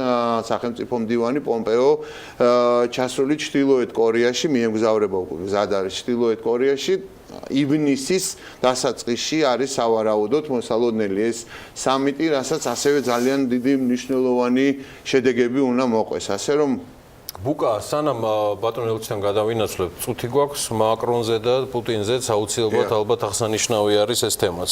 აუცილებლად მაკრონი ცდილობს ძალიან სერიოზულად რომ გააერთიანოს, ესე ვთქვათ, ლიბერალური ფრონტი, მისი ბოლო მიმართვა ევროპარლამენტის მიმართ იყო ძალიან სერიოზული ავტორიტარული რეჟიმების წინააღმდეგ თვითონ ევროპაში ის ცდილობს რომ ახალი ძალიან ძლიერი და სერიოზული მოთამაშედ დაიმკვიდროს თავი ევროპაში, მაგრამ ჯერ ეს ყველაფერი ეხება შიდა ევროპულ ბატალიებს. 2019-ში არის ევროპარლამენტში არჩევნები, როგორ იქნება პოზიციონირება, უკვე იყო სერიოზული გამოსვლები და დემონსტრაციები მაკრონის წინააღმდეგ, მემარცხენეებმა ჩაატარეს ეს დემონსტრაცია. რაც შეეხება უშუალოდ ჩვენს მეზობელს, მისი ესე ვთქვათ 4-0 რესტარტი უკვე ძალიან ესეთი ნაცრისფერი ამბავი გახდა. მისი ერთადერთი უცხოელი სტუმარი პირველ რიგში, რაც თავარია, ძალიან მნიშვნელოვანია, ყოფილი გერმანიის ყოფილი კანცლერი გერჰარდ შროდერი იყო, დიმიტრი მედვედევის გვერდით იყო წარმოდგენილი. ანალიტიკოსები და ექსპერტები ამბობენ, რომ სამწუხაროა, რომ ეს რეალურად ერთადერთი სტუმარია, ვისაც თან ფული უნდა გადაუხადო, რომ ამ შეხვედრაზე მოვიდეს. პოლიტოლოგი ლილია შევცოვას ძალიან საინტერესო ბლოგი იყოს და ანალიტიკა რადიო თავისუფლებისთვის ჩატარდა კვლევა, რამდენად იზრდება იმ ქვეყნებში ადამიანების ნეგატიური დამოკიდებულება. უნდა ესე მაინც ქართულად ვიტყვი, რუსეთი აღარ უყვართ სოფლიოში და ეს პროცენტები არის ძალიან საგრძნობი. გერმანიაში, საფრანგეთშიც, დიდ ბრიტანეთში ხო თავისთავად ბუნებრივია, თურქეთშიც, ჩვენ სამეზობლოში და ასე შემდეგ. რა დარჩენია პუტინს თუ არა? 5 მაისს იყო პუტინი არ არის ჩვენი მეფე აქცია 1350 კაციდან დიდი ნაწილი იყო ბავშვები სირცხვილია უბრალოდ ეხა მე ვერ დავარცხენ ნამდვილად ეხა სირცხვილ დანამუსებას ვერ დავიწყებ ეხა მისას ნამდვილად მაგრამ პატარა ბავშვების დაპატიმრებით ცემით მათზე ძალადობით და საქმეში ისევ შემოდიან ეს მწვანე კაცუნები ანუ კაზაკები ეგრეთ წოდებული რომელსაც პირდაპირ ხელშეკრულება ჰქონდა არაფერი არ ესაქმებათ ყირიმთან პირდაპირ ხელშეკრულება მოსკოვის ხელისუფლებასთან ჩვეულებრივი ეს თავის ჰიბრიდული ომის ნაწილი იყვნენ როდესაც ესე ვთქვათ იცავდნენ ამ დიდ მიღწევას რაც არის პუტინის 4-0 აქვე მიულოცავ სომხეთს ახალი პრემიერის სიფთხილით დავაკვირდები და ჟურნალისტებს კოლეგებს მოვეწოდებ ეს არ არის ნიკოლ პაშინიანი ეს არის ნიკოლ პაშინიანი წარმატებებს უსურვებ მას. დარწმუნებული ვარ რომ ეს თემები გაგრძელდება Forbes-შიც და Forbes-ის ორშაბათის ბლოგს მინდა გამოვეხმაურო. აი რატომ თუ ჯერ წაკითხოთ აუცილებლად უნდა წაიკითხოთ და მიხვდებით. სანამ სტუმართან გავაცილებთ გამოვეხმაურებით მოკლე სტატისტიკით და რეიტინგით, თუმცა არაფერს ვამტკიცებ ამით და არც შენიშვნა შემაქვს რა თქმა უნდა. მოკლედ სტატისტიკური მონაცემების კვლევით კომპანია Statista, ესეც ევროპულია, გამოქვეყნა კვლევა, რომელიც აპრილის პერიოდში მსოფლიოში ყველაზე პოპულარულ სოციალურ ქსელებს მოიცავს. ამ კვლევის თანახმად პირველ პოზიციას, რა თქმა უნდა, არ გაგიკვირდებათ და Facebook-ი იკავებს, რომელიც პირველი იყო სოციალურ ქსელებს შორის, სადაც მომხმარებელთა რეგისტრაცია მილიარდს გადააჭარბა და ამჟამად 2 მილიარდ 200 მილიონი ყოველთვიური აქტიური მომხმარებელი ყავს. მეორე პოზიციაზეა YouTube, მილიარდ 9 აქტიური მომხმარებლით, მესამეს WhatsApp-ი იკავებს იგივე რაოდენობით და მეოთხე ადგილს კვლავ Facebook-ი, ოღონდ Facebook Messenger-ი იკავებს, რომელსაც მილიარდ 300 მილიონი აქტიური მომხმარებელი ყავს. მეხუთე პოზიციაზეა WeChat-ი და ის 980 მილიონი მომხმარებლით არის წარმოდგენილი. რეიტინგის სრულ მონაცემს უკვე ხვალინდელ საქმიან დილაში უნდა დაელოდოთ, თუმცა იქამდე გეტყვით, რომ Twitter-ი, რომელიც ასეთი საინტერესოა და რომელსაც ფაქტობრივად მთავარ ლაიტმოტივად გასდევს Forbes-ის ბლოგს ამურშებათისას, ყავს მხოლოდ 9 აქტიური მომხმარებელი იმისა, რასაც Facebook-ი აფიქსირებს ყოველთვიურ მომხმარებელ რაოდენობას შორის. თუმცა რატომ არის ის მნიშვნელოვანი, ამაზე უკვე ბუკა პეტრიაშვილის ბლოგში წაიკითხავთ ინფორმაციას. ახლა გრძელვადიანი ამინდის პროგნოზის დროა და მას სტუმართან ერთად დაგიბრუნებთ საქმიანი დილის ეთერში რეკლამის შემდეგ. ამინდის პროგნოზის სპონსორია SEU დეველოპმენტი.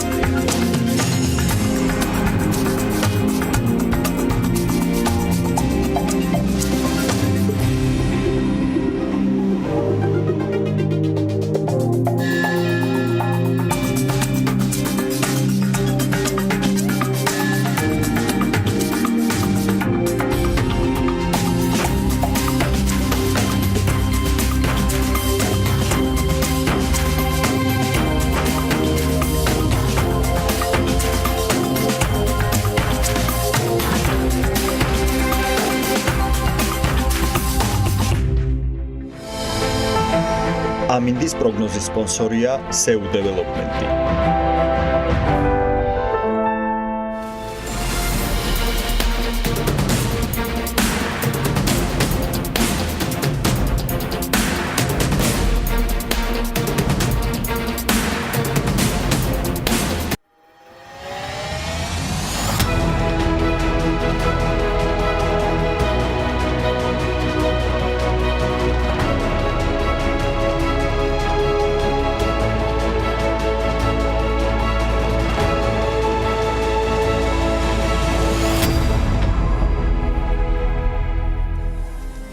გასული წლის მიწურულს დიდმა ბრიტანეთმა პირველად საქართველოში ვაჭრობის საკითხებში სპეციალური წარმომადგენელი დანიშნა. მარკ პრიჩარდი საქართველოსთან ერთად სომხეთსაც ფარავს. მსოფლიოში ერთ-ერთი ყველაზე მსხვილი ბაზრის მქონე ქვეყნის ელჩს საქართველოში ჯასტინ მანკეზის სვიც ალექსი პეტრიაშვილი უკვე BMG-ის პოლიტიკური მიმომხილველი მასპინძლობს.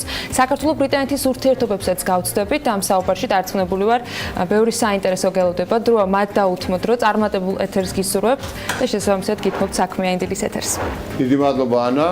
მოგესალმებით ბატონო ელჩო. დიდი მადლობა. არ გეგონოთ რომ რამე მეშლებოდ ბატონი ელჩი მშვენივრად საუბრობს ქართულად და ხომ მას რომ ჩვენი საუბარი დავიწყოთ ესე ვთქვათ მიმართვით საქართველოს ჩვენი საქმიანი დილის მაყურებლებისადმი და მოკეთილი იყოს თქვენი მობრძანება ჩვენთან ეთერში.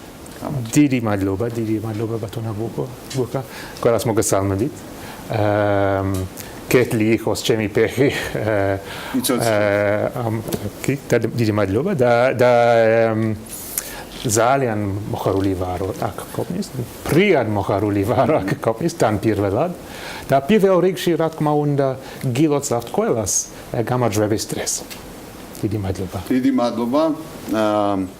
ეხლა მე ჩემი ინგლისურსაც ცოტას გავარჯიშებ. Thank you very much. Dear ambassador, welcome. მადლობთ ბატონო ელჩო. კეთილი იყოს თქვენი მობრძანება ჩვენს სტუდიაში. As a world as such, the ambassador as such, the British ambassador. ჩვენ მასპინძლობთ დღეს ბრიტანეთის ელჩს, რაც თქმა უნდა ძალიან შესანიშნავია ჩვენთვის.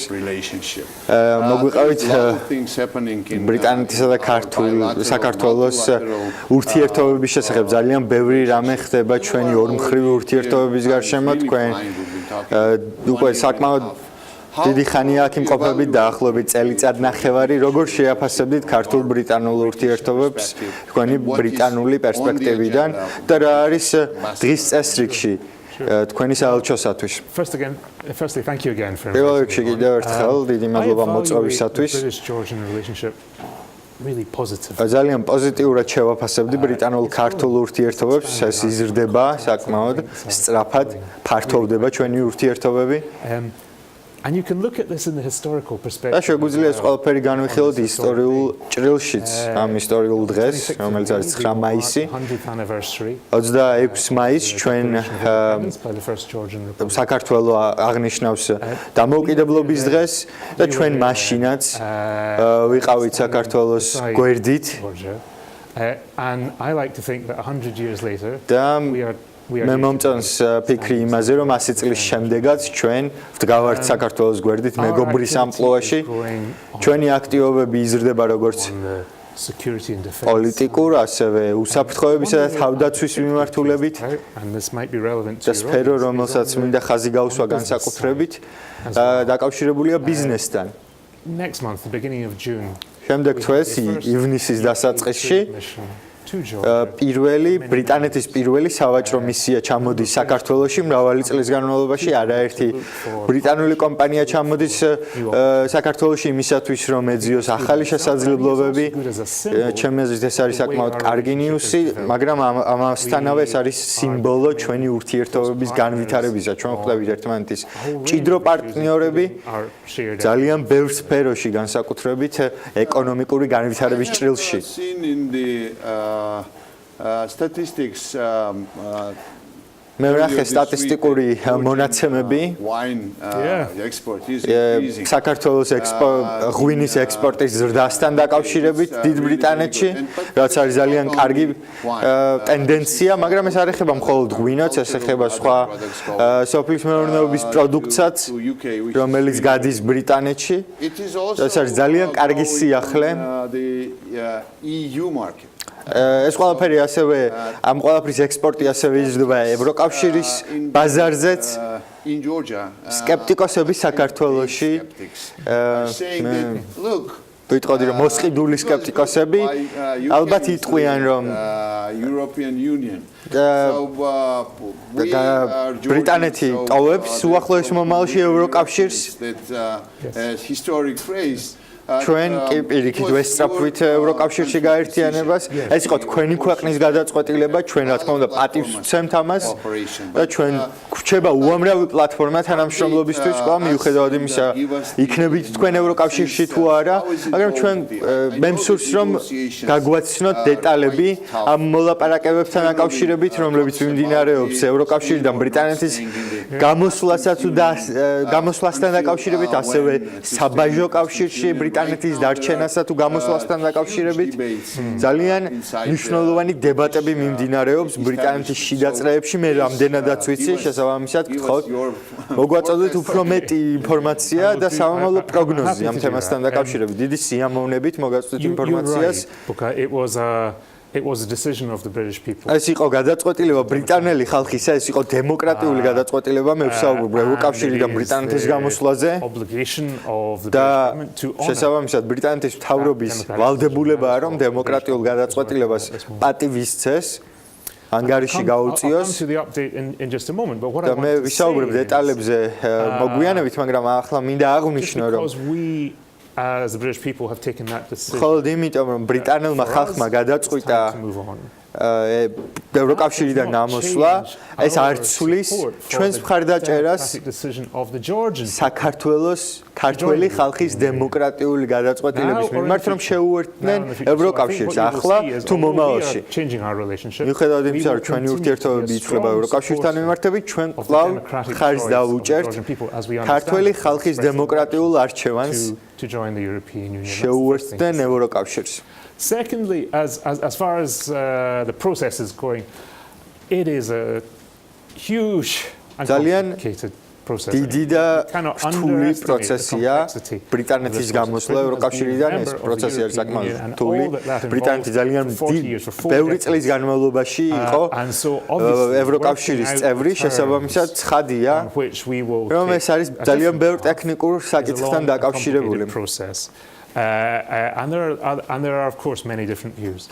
და რა თქმა უნდა არსებობს არაერთი განსხვავებული შეხედულება ამ თემასთან დაკავშირებით. Behind what we're reading about in the media, მედიის მიღმა steady progress is being made. საკმაოდ მყარი პროგრესი არის მიღწეული. პირველ რიგში ჩვენ მოგვიწია შევთანხმებულიყავით გამოსვლის ხელშეკრულების გარშემო დაახლოებით 80% დიდი ბრიტანეთის მოსახლეობისა უკვე შეთანხმდა. მე არ ვიტყვი რომ 20% არის უმნიშვნელო რაოდენობა, მე ვიტყოდი რომ ეს არის საკმაოდ მნიშვნელოვანი ოპოზიცია. And that includes questions around the customs union, as you mentioned. მაგრამ საბაჟო კავშირის გარშემოც მიმდინარეობს მოლაპარაკებები. But work is going on that, discussions are going on that. პროგრესში არსებული პროცესი ჩემი აზრით საბოლოო შედეგი იქნება ძალიან კარგი. ჩვენ უკვე შევთანხმდით იმასთან დაკავშირებით, რომ იქნება გარდამავალი პერიოდი. Membership formally will end on 29th of March ბრიტანეთის 2019. ბრიტანეთის ფორმალური წევრობა ევროკავშირში დასრულდება another 18 months or so before the UK finally უახლოეს მომავალში in the interests of both sides. And then thirdly, the third thing we're working on. ძალიან მნიშვნელოვანი მესამე საკითხი, რაზეც ჩვენ ასევე ვმუშაობთ, რომ ის არის რომ ბრიტანეთის სამომავლო ურთიერთობა ევროკავშირთან ეკონომიკის თუ უსაფრთხოებისა და თავდაცვის მიმართულებით იყოს პოზიტიური და ორივე მხარე არის ამ მხრივ დაინტერესებული, ორივე მხარე სურს relationship in the future. რაც შეიძლება მჭიდრო ურთიერთობები ამ მიმართულებით მომავალში. And so I think the support that the UK offers within the EU for Georgia's sovereignty საქართველოს ტერიტორიული მთლიანობისა თუ უსაფრთხოების მიმართულებით გაგრძელება მას შემდეგაც, რაც დიდი ბრიტანეთი დატოვებს ევროკავშირს ჩვენ კვლავ მხარს დაუჭერთ საქართველოს. კიდე ერთ საკითხს მინდა ხაზი გაუსვა, ეს არის დიდი ბრიტანეთის წევრები ევროკავშირის მონიტორინგის მისიაში. My expectation is that they will ჩემი მოლოდინი არის ის, რომ დიდი ბრიტანეთის წევრები კვლავ დარჩებიან ამ მისიაში. ძალიან კარგი, ეს არის ძალიან მნიშვნელოვანი საკითხი, როგორც ამბობენ. არ არსებობს ძლიერი ეკონომიკა, ძლიერი უსაფრთხოების გარეშე და პირიქითაც, რა თქმა უნდა. როდესაც ჩვენ ვსაუბრობთ ეკონომიკაზე, ფინანსებზე, მე მიმედოვნებ, რომ საბოლოო ჯამში გამოსვლა ევროკავშირიდან დიდი ბრიტანეთისათვის ეკონომიკურად სასარგებლო იქნება. როდესაც ვსაუბრობთ ბრიტანეთის მოქალაქეებზე, მე აუცილებლად არ გულისხმობ ბრიტანეთის მოქალაქეებს, რომლებიც არიან რუსული წარმოშობისა და არსებობს გარკვეული სპეკულაციები რუსეთის, ასე ვთქვათ, როლისა ბრექსიტის პროცესებში, საარჩევნო პროცესებში.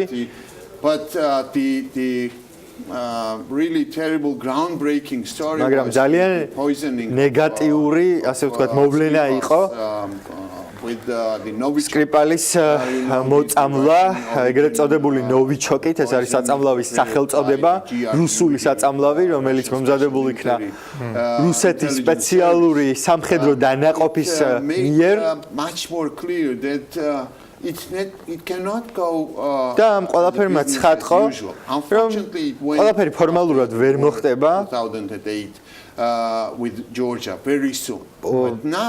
ამჟამად გაერთიანებული სამეფოს მთავრობა არის მობილიზებული და ცდილობს საერთაშორისო საზოგადოების მობილიზებასაც იმისათვის, რათა დაუპირისპირდეს ამგვარ უარყოფით მავნე ქმედებებს რუსული მთავრობისაგან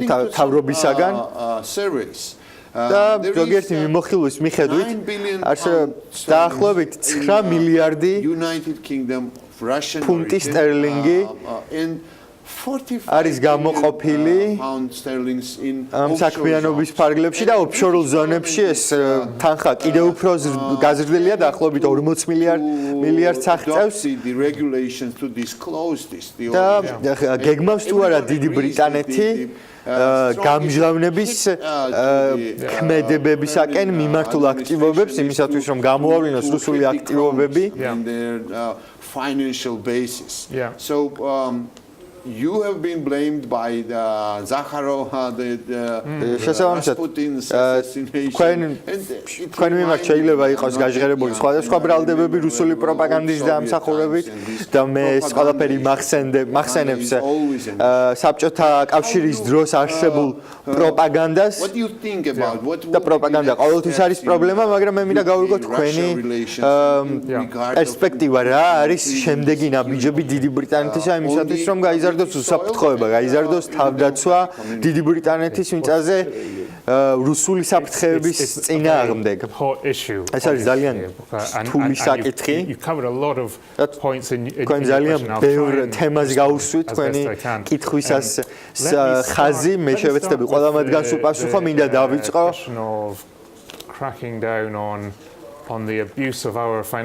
ჩვენი ფინანსური ბაზრის უარყოფითად გამოყენების ტენდენციებზე და ასე ვთქვათ ორაზროვანი ფონდების საკითხს მინდა ხაზი გაუსვა. რა თქმა უნდა ეს პროცესი კვლავაც მიმდინარეობს და პარლამენტი და მთავრობა ძალიან დიდ ყურადღებას აქცევს ამ თემას. ეს არის დაკავშირებული გამჭვირვალეობასთან, ინვესტირებებისა თუ დაფინანსებებისა და ასევე აუცილებელია რომ ჩვენს ღია საბაზრო და ეკონომიკურ სისტემას გავუწიოთ, ასე ვთქვათ, ზედამხედველობა იმისათვის, რათა დავიცვათ ის უარყოფითი გარეშე ძალების უარყოფითი გავლენისაგან. But going back to the beginning. მაგრამ დაუბრუნდეთ დასაწყისს. what happened in the quiet cathedral town of Salisbury on the 4th of March. რაც მოხდა 4 მარტს, ამ წლის 4 მარტს იყო საშინელი მოვლენა, ეს იყო მკვლელობის მცდელობა. და ეს იყო პირველი აღნიშნული მცდელობა ქიმიური იარაღის გამოყენებისა დიდ ბრიტანეთში უცხო ძალის მიერ. და ეს არის შემზარავი ფაქტი. გადაკვეთა ყველა შესაძლო სტანდარტი საერთაშორისო კანონისა თუ საერთაშორისო ასე ვთქვათ ქცევის საქმე. ჩვენ საკმაოდ ცხადად დავიკავეთ ჩვენი პოზიცია ხაზგასმით. დავიწყეთ ყველაფრის გამოძიება იქნებოდა ეს რუსული მხარის ტექნოლოგიური შესაძლებლობების კვლევა, მათი განზრახვების შესაძლო კვლევა და მათი ასე ვთქვათ სადაზვერვო საქმიანობების კვლევა და ანალიზი საერთაშორისო მასშტაბით. ისევე როგორც ჩვენ გავაანალიზეთ ქიმიური იარაღის გამოყენების ასე ვთქვათ ნიუანსები. I have no doubts about it. We as you say on that assessment და ჩვენ უკვე დავდეთ დასკვნა, სადაც მართლად არის ჩამოყალიბებული pleased to see the international reaction. აზრი იმასთან დაკავშირებით, რომ საერთაშორისო რეაქცია, რომელიც მთელი საერთაშორისო საზოგადოების მასშტაბით გამოიხატა, ჩვენთვის იყო მისაღები, საქართველოც იყო ამ რეაქციის ნაწილი და ეს რეაქცია რა თქმა უნდა იყო სამხრივად ნეგატიური რუსეთის აგრესიის მიმართ. ეს მცდელობა, მკვლელობის მცდელობა რა თქმა უნდა არის კრიმინალური აქტი და ამ რისკის ქვეშ დააყენა არაერთი სიცოცხლე დიდ ბრიტანეთში, მაგრამ ასევე ძალიან მნიშვნელოვანია ტენდენცია, რომელიც გულისხმობს აბსოლუტურ უპატივცემლობას საერთაშორისო ხელშეკრულებების, საერთაშორისო კანონის მიმართ, რომელიც რეალურად უზრუნველყოფს საერთაშორისო საზოგადოების უსაფრთხოებას. თუ კი ეს კანონები, საერთაშორისო კანონები და ეს სტრუქტურა საერთაშორისო კანონებისა იქნება უგულებელ ყოფილი, მაშინ ჩვენ აღმოჩნდებით ძალიან ცუდ სიტუაციაში. შესაბამისად, კაცრი პოზიციის დაჭერა მიმართებით არის აუცილებელი. Tell me something new, tell me something we didn't know already. საქართველოს პოზიცია გასაგებია, საქართველო იცნობს რუსულ აგრესიას, რუსულ ქმედებებს, მაგრამ ის რაც მოხდა დიდ ბრიტანეთში არის ერთგვარი, ასე ვთქვათ, სქემატური მოქმედების ნაწილი. ეს არ იყო ერთი პრეცედენტი, ერთი ლოკალიზებული პრეცედენტი, ეს არის ტენდენცია რუსული აგრესიისა, რომელიც განხორციელდა ყირიმში, რომელიც განხორციელდა უკრაინაში, კიბერშეტევები, რომლებიც განხორციელდა გერმანიაში, ამერიკის შეერთებულ შტატებზეც განხორციელდა კიბერშეტევა რუსეთის მხრიდან და თავარი შეკითხვა რა თქმა უნდა მდგომარეობს იმაში, რა პასუხს გავცემთ რუსეთს. In the international response. ჩვენ უკვე ვხედავთ საერთაშორისო კაც საერთაშორისო პასუხს წესდება კაცი საერთაშორისო სანქცია რუსეთზე და ჩემი აზრით ეს არის ძალიან კარგი წინგადადგმული ნაბიჯი. ჩვენ ვხედავთ ბრიტანულ პარლამენტშიც ამგვარ ზომებს და ჩემი აზრით ამ ზომებს ვხედავთ ასევე ევროკავშირის მასშტაბით, ნატოს სამიტზეც ეს საკითხი იქნება ძალიან მკაცრად დასმული და განიხილება აუცილებლად. Happen. So რაც შეეხება მაპრის მიცემას საქართველოსათვის, ეს პროცესი ჯერჯერობით არ განხორციელებულა, მაგრამ ჩვენ თანდათან ვუახლოვდებით ამ პროცედურას. ეს არის ნატოს გადაწყვეტილება. 2014 წელს ჩემი აზრით ნატოს სამიტი იყო ერთ-ერთი ყველაზე წარმატებული სამიტი. Headquarters in Brussels, the new headquarters we have this summit ბრიუსელში გაიმართება ასევე ივლისში სამიტები და მე არ მაქვს დიდი მოლოდინები ამ სამიტის მიმართ, მაგრამ შავი ზღვის უსაფრთხოებასთან დაკავშირებით, ქართული უსაფრთხოების გაუმჯობესებასთან დაკავშირებით რა არის თქვენი მოლოდინები?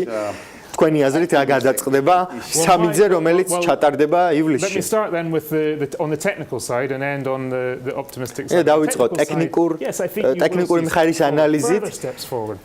ჩემი აზრით გადაიდგმება აუცილებლად ნაბიჯები ნატოსა და საქართველოს თანამშრომლობის მიმართულებით. და ეს პროგრამა უკვე არის საკმაოდ ამომწურავი და ფართო. And appreciative NATO allies like და ნატოს მოკავშირეები საქართველოს წვლილისადმი არიან ძალიან დიდი პატივისცემით განსწავლულები და ჩემი აზრით თქვენ დაინახავთ კონკრეტულ ნაბიჯებს რომელიც იქნება წინ გადადგმული ამ ორი ნატოსა და საქართველოს ურთიერთობების მიმართულებით for Georgia და ნატოს თითოეული წევრი შეეცდება ჩემი აზრით საქართველოს ინტეგრაციას რა დონეზეც ეს დღეს შესაძლებელია ნატოს ორგანიზაციასთან. ჩემი აზრით ეს ზოგიერთი ფაქტორი ამ თემასთან დაკავშირებით ტრიალებს საქართველოს წვლილთან დაკავშირებით. დიდი მადლობა ბატონო ელჩო. დიდი მადლობა. ძალიან დიდი მადლობა ძალიან საინტერესო საუბრისათვის ალექსი პეტრიაშვილი ჯასტინ მაკენზის მიწითი ბრიტანეთის საქართველოში მასპინძლობდა მის რუბრიკაში მსოფლიო როგორც ასეთი და დარძნობილად კიდევ ბევრს გამოგზაურებენ მსოფლიოს გარშემო ასეთი საინტერესო სტუმრები და საინტერესო თემებით. ჩვენ მცირე სარეკლამო პაუზა გველოდება წინ და რამდენიმე წუთში გიბრუნდებით ზაზა აბაშიძის და ბექა ბაციკაძის დუეტით.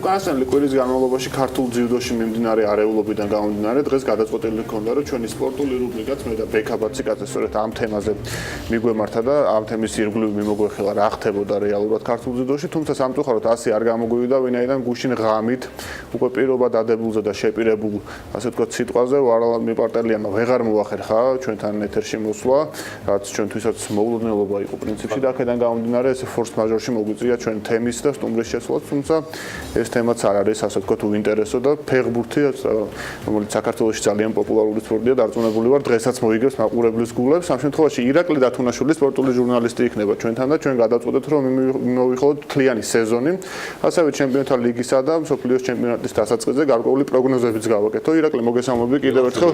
მადლობა რომ შენ სტუდიაში ხარ და ეს აღასრულე შენი სიტყვა პირნათლად. სეზონი მორჩა თითქმის ყველგან, ყველაფერი გარკვეული არის. მოკლედ რო გითხრა, წლევანდელმა სეზონმა რა შტაბ-შტილებები დაგიტოვა, რა იყო მოულოდნელობები, ასე ვთქვათ და რა იყო თუნდაც მოსალოდნელი შენთვის მოკლე შეფასება და შემდეგ უკვე სხვა ნაწილებზე გადავიდეთ. ვიდეორეფერი გჭირდება თუ არა? ვიდეორეფერი გჭირდება. ნუ არ მომწონს მე, მაგრამ ამას ჯობია რაც არის ახლა დღესდღეობით. ზოგადად არ იყო თუ კარგი სეზონი არ იყო, იმიტომ რომ რა ვიცი, აპრილში უკვე გადაწყდა ვინ იყო აი ვიცოდით, აპრილში ზოგან მარჩიც ვიცოდით უკვე ვინ იყო ჩემპიონები. და ნუ ინგლისში ზამთარში ვიცოდეთ, ნუ ესპანეთშიც პრინციპში ერთადერთი ინტრიგა იყო და სერია A და იქაც ნუ ნაპოლი არაფერი აღარ ქნა მერე და ესე დამთავრდა მანდაც. ანუ არ იყო ჯამში კარგი სეზონი ჩემი აზრით. თუ არ ჩავთვლით ამ მეოთხედ ფინალს ჩემპიონთა ლიგის, იმიტომ რომ ძალიან კარგი იყო, მომეწონა, მაგრამ ისევ და ისევ საჯებით დაგვამახსოვრდა და არა თამაშებით. ერთადერთი თამაში დამახსოვრდა მარტო ამ სეზონში, ძალიან მაგარი თამაში, რეალი იუვენტუსი, სადაც იუვენტუსი უნდა გასულიყო ჩემი აზრით. პრინციპში შეგვიძლია ვთქვათ, რომ ესეთი ქვეყნების ჩემპიონატი მეტნაკლებად პროგნოზირებადი იყო და გარკვეულწილად ბჭყალებში მოსაწყენიც უტრირება რომ გავაკეთოთ, იქიდან გამომდინარე წინასწარ იყო ცნობილი, თუმცა ჩემპიონთა ლიგა მოულოდნელობებით იყო მაინც არის, იმიტომ რომ აი ბარსა თუ მოიგებს ჩემპიონატს ისე რომ თამაშს არ წააგებს, სიტი მიდის აქ რეკორდებზე და არის კიდე სხვადასხვა მომენტები, თუმცა ნუ ჩამში სეზონი რომ საჯებით უფრო დაგამახსოვრდება ვიდრე თამაშებით არაა ეს კარგი. ხო, თუმცა გვახსოვს სეზონები რომ სადაც წამყვანი ჩემპიონატებში იყო თითქმის ყველაში დაძაბული, მაგალითად არის რომელიც მაგარი სეზონები იყო ბოლო თამაში, ბოლო თამაში. სიტი რომ მოიგო რეალი 2006-7 წლების სეზონი, ნუ ბევრი კარგი სეზონი იყო. ეს სეზონი იყო რაღაც საოცარი, ესპანეთის 2006-2007. იქ სევილიასაც ჰქონდა შანსი. სევილიას შეგვიძლია ვთქვათ, რომ შენი მთავარი სათქმელი მიმდინარე სეზონებიდან გამომდინარე არის ის, რომ საჯობას საზრობის სტრუქტურა უნდა შეიცვალოს. ხო ასე. უნდა ხო, მაგრამ სადაც ვიდეო რეფერია, იქაც რაც ვნახე, მაინც და მაინც არ მომეწონა. იტალიაში, ხო? იტალიაშიც და სხვაგანაც რამდენი ხო, აი ჩემპიონთა ლიგის ბოლო ნაწილი, ასე ვთქვათ, რომ პლეიოფებიდან რო დავიწყოთ, ნუ იქ რომამ ალბათ ჩემი აზრით პროგრამა მაქსიმუმი შეასრულა, ანუ ნახევარფინალში გასვლა, ფინალში უბრალოდ ვერ გაცდა. ფინალშიც წესით რო არა მსაჯები ქონდა შანსი, იმიტომ რომ იქ ხელით გამოიტანა ბურთი მოთამაშე და ორჯერ წითლის პერსპექტივაც იყო და ნუ რომა ძალიან მომეწონა და დი ფრანჩესკო ერთ-ერთი აღმოჩენაა ჩემი აზრით სეზონის. ნუ აი მწვრთნელებზე მინდა რა თქვა, იმიტომ რომ შანსი არ არის ისეთი მაგარი სეზონები ქონდათ რომ ვიღაც მწვრთნელებს აი შალკეს მწვრთნელი დომენიკო ტედესკო არის ასეთი კაცი 30 წლის არის და ეხა ჩაიბარა შალკე და ნუ მეორე ადგილზე გავიდა უკვე ძალიან დიდი მომავალი აქვს მე ესე მგონია დი ფრანჩესკო არის ესევე აღმოჩენა ნუ ვალვერდეს ვიტყოდი რომ არა რომასთან ეს ერთი ჩავარდნა მაგრამ არ ვიცი ხა ძალიან სხვა ბარსას მოდეს მე ვინმე სხვანაირად ათამაშებდა და უფრო ესეთ პრაგმატიკოს გუნდად აქცევდა არ მეგონა და ამ კაცმა ეს მოახერხა პრინციპში მწვრთნელები არის პოზიტიური კუთხე რაც მიმდინარე წელს შეგვიძლია თქვა იგივე ჟირონას მწვრთნელი პაბლო მახინი ნუ ბევრია ბოლოს კი ანუ ევროპა ლიგაზე გაიყვანა კი რა ის სანამ ჩემპიონთა ლიგის ფინალის ასე ვთქვათ პროგნოზირებაზე გადავყავთ და მსოფლიო ჩემპიონატის ამბავზე მიუხედავად იმისა რომ ჩვენთან სხვა სისტემა არის ქართული ფეხბურთის რაღაც გარკვეულწილად შეფასებად შეგვიძლია გავაკეთოთ იყო რაღაც ამ შემთხვევაში ფეხბურთელებს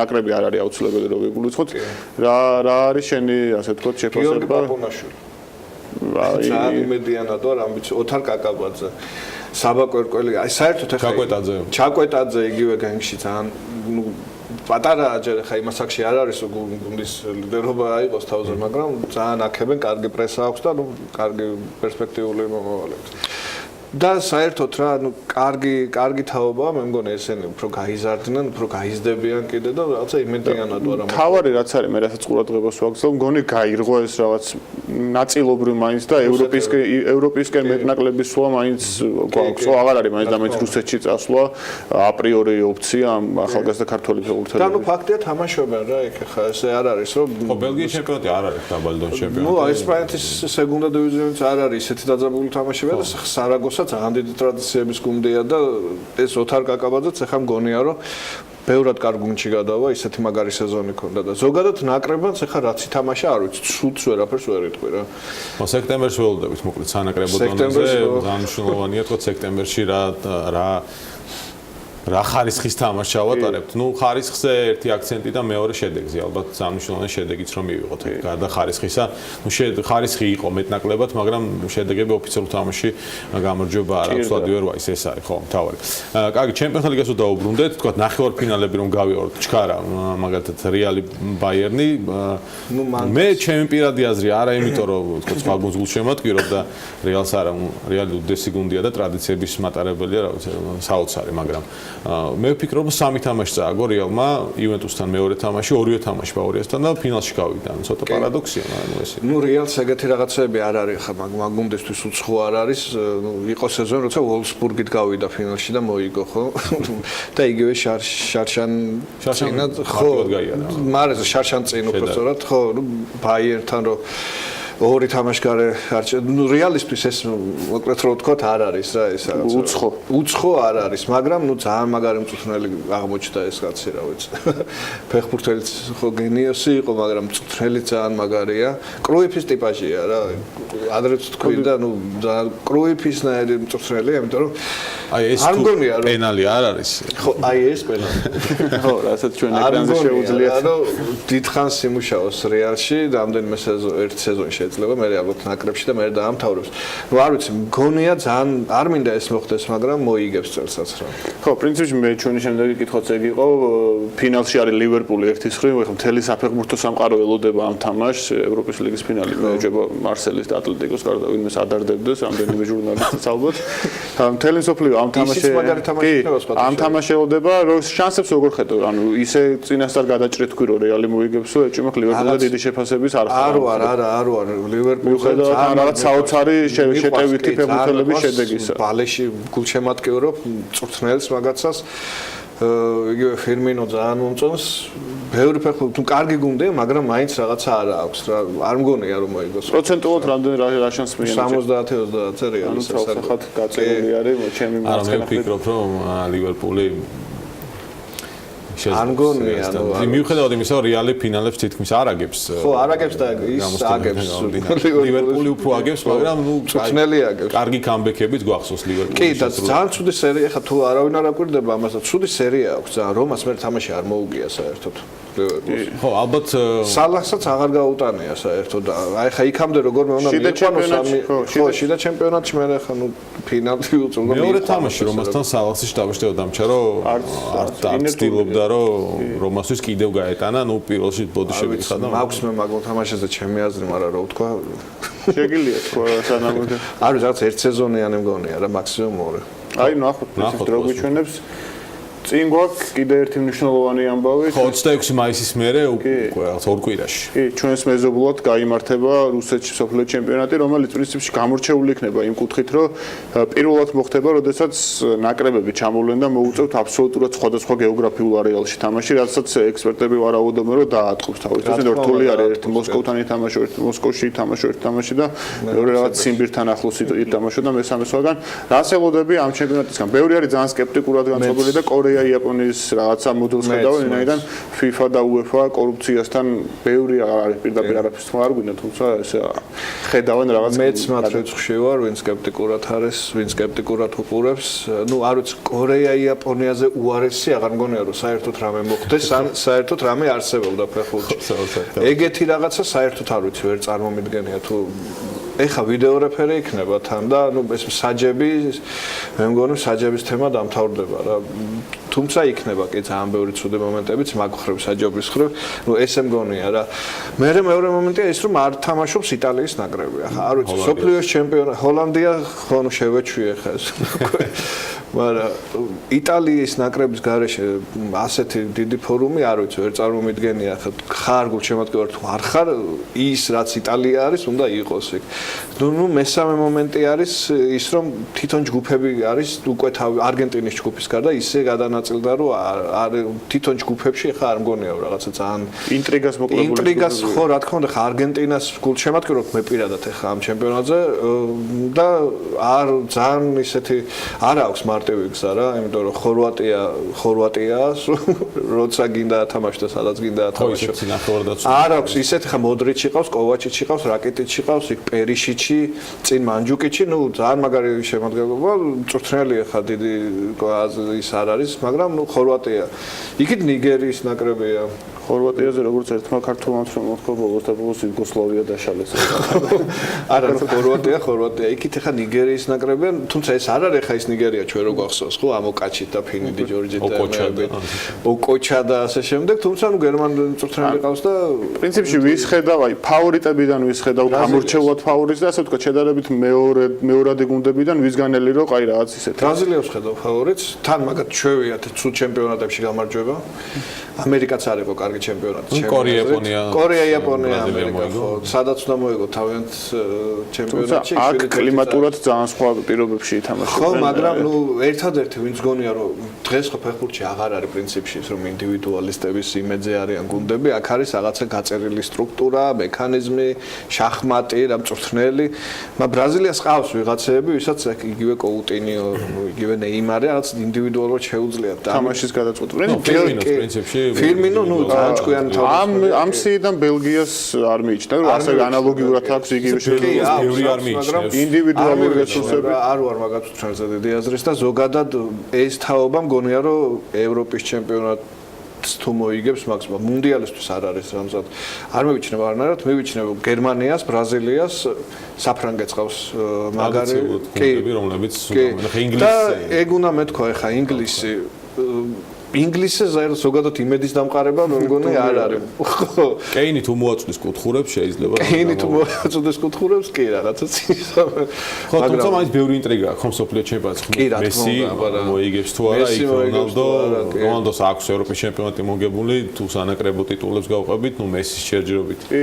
სანაკრებო კუთხე. ინგლისის მომენტიც ინტრიგაა თავისთავად, იმიტომ რომ ახლა რამდენი 50 წელზე მეტია არაფერი არ მოუგიათ, ხო, ამდენ ფულს ხარჯავენ და წელს ხსაუდგე გეიტმა ასე თუ ისე დააყენა, ათამაშებს, ნუ შეიძლება რაღაც ციდან ვარსკვლავებს არ წყვეტენ ჯერ, მაგრამ თამაშობენ. ჩემი თავი საფიქრალი ამ ჩემპიონატზე არის რუსეთი, ასე ვთქვათ, იმ გაგებით, რომ ჩვენ ნახეთ ოლიმპიადის ორგანიზება როგორი იყო და ეჭვმაქ რომ აი ამ ხრივ საკმაოდ ცუდად გამოიჩენენ თავს, მიუხედავად იმისა, რომ რუსეთი არის სულაც არ მინდა რომ ეს ასე მოხდეს და მინდა კარგად ჩატარდეს, ანუ ასაც ვადევნებ თვალს, ერთ-ერთი ყველაზე ძვირადღირებული მსოფლიოს ჩემპიონატი იქნება ეს დანახარჯების ხრივ და ნახოთ, ოლიმპიადაც ასევე იყო ერთ-ერთი ყველაზე ძვირადღირებული იყო თუმცა ალბათ ერთ-ერთი ყველაზე ცუდი ორგანიზებულიც იყო. თან ნაკრებიც, რუსეთის ნაკრებიც, ნუ ვიდეო რეფერია და ალბათ კორეა-იაპონია რო გავიხსენოთ, ისიც საჯობა არ იქნება, მაგრამ ნახოთ, შევხედოთ პრინციპში რა. ორგანიზება საერთოდ ძალიან დიდი დატვირთვა აქვს, იმიტომ რომ ხო, ძალიან მაქედან იწყება პრინციპში. სოფლიო ჩემპიონატი ხო მარტო იმიტომ არ გვიყვარს, რომ 11 ადამიანი დგას და დარბის. მარტო სხვა რაღაცებიც არის, ხო, თავისი გარემო, თავისი მუხტი, თავისი რაღაცა ეს ორგანიზება, ну, რაც სხვათა შორის გერმანელებს ჰქონდათ ძალიან მაგარი 2006-ში. რა თქმა უნდა, რაც ბოლოდინიც იყო პრინციპში, რომ გერმანია უმაღლეს ზონაზე ჩაატარებდა. ამ ფორუმს ბატონო ირაკლი, კიდე ერთი კითხვა მექნება თქვენთან. ამ შემთხვევაში სატრანსფერო ფასები, რომელიც აი ზაფხული მოდის, ელოდები თუ არა, რომ კიდევ ერთი რეკორდი მოიხსნება და უკვე მართლა რაღაც ასტრალში გავა. ესე რომ 220 მილიონი საერთოდ აღარ იარსებობს ცოტა ხანში, როგორც ასეთი სპორტის სახეობა. არ ვიცი ახლა ამას რა ქვია, უკვე 200 მილიონს იხდიან სალაში. ნუ საოცრებები ხდება. 220 უკვე გადაიხადეს. 220 უკვე გადაიხადეს და რო გვეგონა რომ ახლა ამ რეკორდს კაიხანი ვეღარავინ ვეღარ მოხსნისო, რას ვერ მოხსნიან. ამ სეზონშივე მოიხსნება ეგ რეკორდი, იმიტომ რომ აღარ არიან საერთოდ დედამიწაზე რა ადამიანები. რაღაც საოცრებები ხა კეინი თუ გაიყიდა, რაფასად გაიყიდება წარმოედგინე და აზარიც თუ გაიყიდა. აზარიც თუ გაიყიდა, ფასები არის უკვე აღარ ვიცი ამას რა ქვია. 200 მილიონი უნდა მესი რამდენად უნდა გაიყიდოს, ანუ იდეაში 360 უწერია გამოსასწრებით. ანუ მასტერკარდის ეკლამა უნდა გავიცემოთ. ასე კი რო ემატებათ. ხო, პრინციპში ნახოთ, ყოველ შემთხვევაში რაღაც კვოტების დაწესებაზე იყო საუბარი, რომ რაღაც ჯერი დაწესდეს სატრანსფერო და დაწესდეს რაღაც, თორე ესე უკვე ვეღარ გარეგულირდეს, თორემ ისედაც ხო ახსენეთ, რომ ჩემპიონატებში თავიდან, თუმცა რეალურად რო ავიღოთ შემოსავლებით და ფინანსური, ასე ვთქვათ, შესაძლებლობებით, ინგლისის ჩემპიონატში, ესპანეთის ჩემპიონატში, ხა იტალიის ჩემპიონატში მეტნაკლებად თანაბარი გუნდები არიან, ხო, ვინც იბრძვის, უნდა იბრძოს ჩემპიონობის, მაგრამ ხა მაინც სიტიმ და სხვაობა მაინც ერთი გამოკვეთილი არის სულ ამდენიმე ამ მიმართულებით. ეს შეგვიძლია უკვე ანუ ისისგან გავიდეთ შეფასების სახით რო ვთქვათ არის ის რომ ირაკლი მიიჩნევს ამ შემთხვევაში რეალი უპირობო ფავორიტი არის ბრაზილია მსოფლიოს ჩემპიონატზე და დავველოთ რა მეტად გამართლება ჩვენ სტუდიაში დავით პროგნოზები თქვი რომელიც არ მინდა რომ გამართლდეს თუმცა დიდი შანსია რომ გამართლდეს დიდი შანსია რომ სანამ რუბრიკას დავასრულებთ მე ვეტყუნაყურებულს რომ დიდი ალბათობით Forbes-ი როგორც ყოველთვის წინა ჩემპიონატის დაწყებამდე ყოველთვის აკეთებს მსოფლიოს ან ევროპის ჩემპიონატების მიმოხილვას რომელიც გერმანიაც თქვის რომელიც გარდა სპორტული ნაწილისა ფინანსურ ასპექტებსაც მოიცავს, ამიტომ შეგიძლია დაელოდოთ შემდეგ ნომერს ამხრივად. მოასრულებთ ხო სპორტის რუბრიკას, ველოდებით ევროპა ლიგის ფინალს, ჩემპიონთა ლიგის ფინალს და ნომერს მსოფლიო ჩემპიონატს. ჩვენ ოთხშაბათს დავბრუნდებით. სუპერთასი ატლეტიკო რეალი იქნება მე მგონი.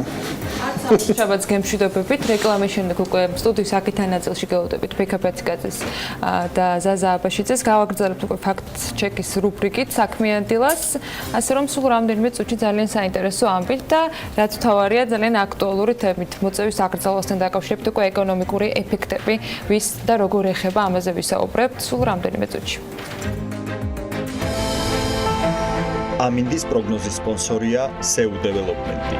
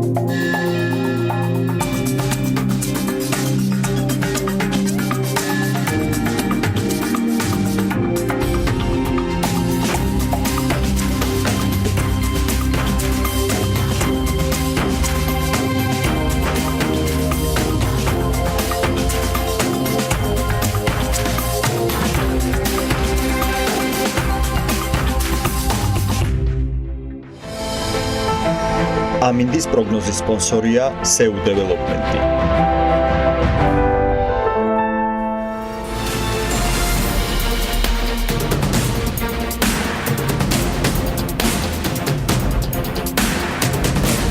საჯარო ადგილებში სიგარეტის მოწევის აკრძალვამ რესტორნების და ბარების ნაწილისათვის პრობლემები შექმნა. დახურული კვების ობიექტებში აცხადებენ, რომ 1 მაისის შემდგომ მომხმარებელთა რაოდენობა განახევდა. რა პრობლემებზე საუბრობს ბიზნესია და როგორია რეგულაციების შემოღებიდან ერთი კვირის თავზე ჯარიმების სტატისტიკა თათია ჩაფიჩაძის და რატი კაციტაძის სიუჟეტში ვნახოთ.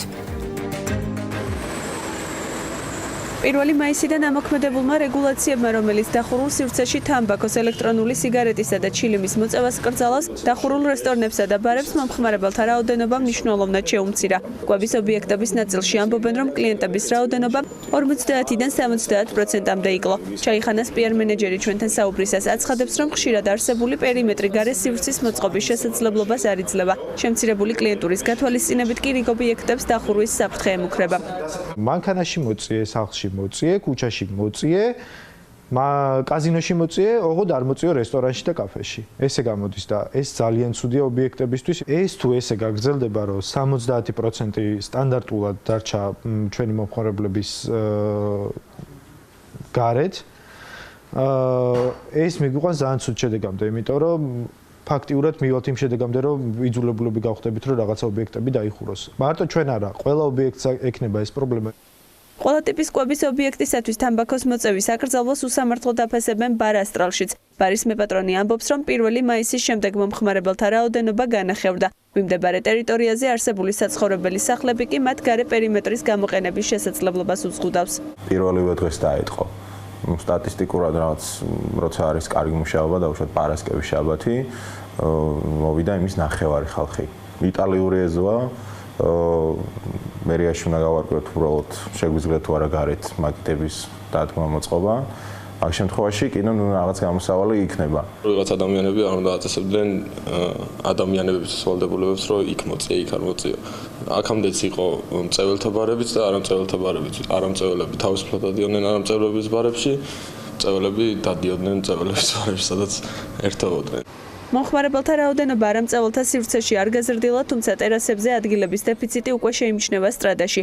რესტორნის მენეჯერი ამბობს, რომ მწეველების უკმაყოფილება რეგულირების გამო საკმაოდ მაღალია.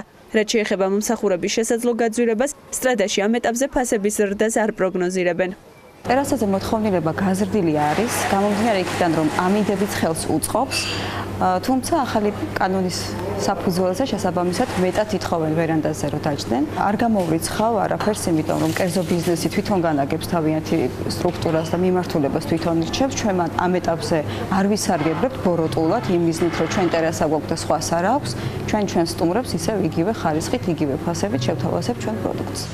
თამბაქოს კვამლისგან თავისუფალი კვების ობიექტები მისაღებია მოქალაქეებისათვის, თუმცა ნაწილი ფიქრობს, რომ კანონი დასახვეწია. იყო კატასტროფული მდგომარეობა ჩვენ ყველა საზოგადოებრივი თავშეყრის ადგილში ფაქტიურად. ასე რომ ძალიან პოზიტიურად ვარ. ეს რაღაც სისულელეა, იმიტომ რომ ხა ადამიანმა გახსნა ჩილიმბარი, შედიხარ შეგნი და არ შეგლია მოწიო და მას ზამთარში რა უნდა ხდეს, დახუროს? ეს არაფერია ბარი თუ რა ქნას. იქნებ კრედიტი აქვს აღებული, ხო? სხვა ქვეყნებში ეს მიღებულია და არავინ არ ზარალდება პირიქით, ძალიან კარგია. თამბაქოს კონტროლის შესახებ საქართველოს კანონის ძალაში შესვლის შემდეგ მიმდინარე წლის 1 მაისიდან 8 მაისის ჩათვლით მთელი ქვეყნის მასშტაბით საპატრულო პოლიციაში სულ 46 შეტყობინება შევიდა. საპატრულო პოლიციამ კანონის დარღვევისთვის 12 ფიზიკური და 13 იურიდიული პირი დააჯარიმა. როგორც შინაგან საქმეთა სამინისტროში საქმიან დილას უთხრეს, დანარჩენ შემთხვევაში კანონდარღვევის ფაქტები არ დადასტურებულა. მაგძელებთ თემაზე საუბარს და ჩემთან ერთად არიან ზაზა აბაშიძე და იუბილარი ბექა ბაციკაძე. გილოცავ ბექა. ერთად მასპინძლობთ დღეს ლევან თევდურაძის ფაქტ-ჩეკის ანალიტიკოს და ვისაუბრებთ იმ ეკონომიკურ ეფექტებზე, რაც შესაძლოა ამ კანონის ამოქმედებას მოჰყვეს ან მოჰყვა უკვე ნაწილობრივ და მომავალში კიდევ მოჰყვება იმ დამატებული რეგულაციებით, რომელიც ეტაპობრივად ამოქმედება. შევერთდები შენიშნებოდ თუ ბექა საგან მილოცავს. სანამ გადავავალთ. ყველაფერს აუკეთესოთ გისურვებთ და საჩუქრად პირველ კითხვის დასმის უფლებას მოგცემთ. მადლობა. ძალიან შესაძლოა გააკეთოს და პრინციპში ხო ლევან თევდორაძემ და ფაქტ-ჩეკმა მიმოიხილა მთლიანად სიგარეტის ირგვლივ არსებული ბოლო პერიოდში განვითარებული მოვლენები, მათ შორის შარშანდლიდან დაწყებული, გულისხმობ აქციზის ფასის დას. ლევან, მთელი ამ ცვლილებების ლაიტმოტივი და მიზანი არის ის, რომ საქართველოში მწეველთა რაოდენობა დაიკლოს, ეს არის 2017 წლიდან დაწყებული ბოლო ეტაპამდე 2023 წლამდე გაწერილი გეგმა. მოდი შუალედური მონაცემები რო ავიღოთ, რაც ჩვენ სტატიაში გაქვს წარდგენილი, რა ვითარება ახლა შეგვიძლია რომელიმე მაჩვენებლით ვთქვათ, რომ ამ ცვლილებებმა რაიმე ფორმით, ასე ვთქვათ, შეასრულა თავისი დაკისრებული მოვალეობა. ანუ ხედავთ თუ არა კლებას თავარი ნაწილი რაც არის მოსახლეობაში სიგარეტთან მიმართებაში. Dioch, ანუ ეს თავდაპირველად სანამ ეს კანონი ამოქმედდებოდა 2017 წლის 1 იანვრიდან დაიწყო საგადასახადო ნაწილში ცვლილებები 2017 წლის 1 იანვრიდან გაიზარდა აქციზის განაკვეთი, ფილტრიან სიგარეტზე გაიზარდა აქციზის განაკვეთი 60 თეთრით, ფილტր სიგარეტზე გაიზარდა აქციზის განაკვეთი 30 თეთრით, რამაც ბუნებრივია ამ პროდუქტების ასე ვთქვათ მოხმარება გააძვირა და ხელმისაწვდომობა ასე ვთქვათ შეზღუდა, რაც შესაბამისად სათანადოდ აისახა ინფლაციის წლიურ მაჩვენებელში, ანუ 2017 წლის ბოლოს დეკემბრისთვის წლიურ მაჩვენებელს რომ შევხედოთ, ანუ ის მაჩვენებელი არის 6.7%, რაც არის ძალიან მაღალი მაჩვენებელი. ანუ 2017 წლის განმავლობაში თამბაქოს და ალკოჰოლურ პროდუქტებზე, ანუ სასურსათო კალათაში ამ პროდუქტებზე ფასები გაზრდილი იყო 17.5%-ით, რაც არის ძალიან მაღალი ზრდა, რაც სათანადოდ აისახა ამ ინფლაციის მაჩვენებელში და 1.12% შეადგინა უკვე წვლილმა თამბაქოს და ალკოჰოლური სასმელების პროდუქტების ჯგუფისა, რაც ძალიან მაღალი მაჩვენებელი არის. ამერჯიათ ფაქტორებზე სები საუბრობდა შარშა მთელი წლის განმავლობაში. ეს არის ერთიანი ფაქტორი, თუმცა ეს ფაქტორები კიდევ ერთი მნიშვნელოვანი პარამეტრი, რომელიც ასევე მოშველიებული აქვს. ამ ნაწილში რა ვითარება არის და შეგვიძლია თუ რა რაიმე ტენდენციის დადგენა უშუალოდ აქციზების დინამიკიდან გამომდინარე. ანუ აქ მთავრობის წარმომადგენლები საუბრობდნენ იმის შესახებ, რომ 15% ან 14.6% იყო შემცირებული სიგარეტის მოხმარება, სადღაც გასული წლის ნოემბერში, დეკემბერში იყო ამ თემაზე საუბრები, თუმცა ეს ესეც ცალსახა მოსაზრება ვერ იქნება, რადგან ეს მოსაზრება ეყრდნობა შემოსავლების სამსახურის სტატისტიკას, რომელიც არის წარმოებული ან გაცემული აქციზების რაოდენობის შესაბამისად. ეს გაცემული აქციზების რაოდენობა გასული წლის იყო სადღაც 400.000, რაც არის 14.6%-ით ნაკლები 2016 წლის მაჩვენებელზე. ასევე მნიშვნელოვანი არის, რომ ამავე დროს ადასტურებს ინფორმაციას, რომ უაქციზო სიგარეტის შემოტანასთან დაკავშირებით აღმოჩენილი ან კონტრაბანდული თავიდან ანუ ჯერ ეს ამაზე ვთქვათ ძალიან მნიშვნელოვანი არის, რომ ეს არ არის ეს ვთქვათ მხოლოდ ბოლომდე სწორი მიდგომა, რადგან ეს არ აჩვენებს ამოყიდული აქციზების რაოდენობას, ანუ აჩვენებს მხოლოდ წარმოებლების მხრიდან მოთხოვნა არის აქციზებზე. და ეს ძალიან მნიშვნელოვანი არის, რომ ამ აქციზის ზრდის პარალელურად გაიზარდა კონტრაბანდა, ანუ 21 ჯერ არის გაზრდილი 2017 წლის განმავლობაში კონტრაბანდა. სანამ კონტრაბანდაზე გადავალთ, უფრო მარტივად გასაგები რომ იყოს მაყურებლისთვის, შეიძლება გაიცა ნაკლები აქციზი, თუმცა ეს სულაც არ ნიშნავს იმას, რომ მოხმარება სიგარეტზე არის შემცირებული, ვინაიდან მოხმარების რაოდენობა კიდევ სხვა არის, ხო? ან პირდაპირ პროპორციულია თქვათ უაქციზო სიგარეტის შემოტანასთან. დიახ, რა თქმა უნდა, რამდენადაც ნაკლები აქციზი გაიცა, იმდენად გაიზარდა და უფრო მეტ ჯერ გაიზარდა კონტრაბანდა, ანუ აქ პროცენტებზე არც არის საუბარი, 21 ჯერ გაზრდილი კონტრაბანდა არის ძალიან მაღალი მაჩვენებელი. ჯამში 4 წლის განმავლობაში კონტრაბანდული, ესე ვთქვათ, ერთეული კოლოფების რაოდენობა არის 660.000 და აქედან 560.000 არის დაფიქსირებული 2017 წლის განმავლობაში, რაც არის ძალიან მაღალი მაჩვენებელი და ეს მიუხედავად იმისა, რომ ერთჯერადი ეფექტი არის, ეს დინამიკა, ესე ვთქვათ, გრძელდება 2018 წლის განმავლობაში. ანუ ეხაც თქვენ რომ შეხვიდეთ შემოსავლების სამსახურის ვებგვერდზე და სიახლეების არქივი რომ შეამოწმოთ, 1 იანვრიდან დღემდე კვირაში რამდენჯერმე იდება ინფორმაცია იმის შესახებ, რომ შემოტანილი არის საქართველოში. 3516 ამოღებული სიგარეტი იყო ამ დანაშაულის შედეგად, ასე ვთქვათ, 2014 წელს და 2017 წელს გვაქვს 500.000-ზე მეტი. ანუ ეს შეგვიძლია ვთქვათ ცალსახად, რომ სწორედ აი ამ რეგულაციებიდან გამოწვეული არის, რაც ასე ვთქვათ, არაფორმალურ ბაზარზე არის გადასული, ასე ვთქვათ, სიგარეტის შემოტანა რეალიზაცია. ანუ რისკებს ხო აჩენს რეალურად რეგიონიც, ანუ ჩვენ მეზობო ქვეყნებში ფასები რაც შორის ორი არაღიარებული რესპუბლიკა ჩვენ არ აღიარებთ ხადია. სუგდიდის, ანუ სამეგრელოს ტერიტორიაზე განსაკუთრებით, ასე ვთქვათ, მნიშვნელოვანია ეს კონტრაბანდის შემოდინება. ეს ძალიან მნიშვნელოვანი ფაქტორია და რა თქმა უნდა პირდაპირ უკავშირდება ამ შემოღებულ რეგულაციას ფასთან დაკავშირებით.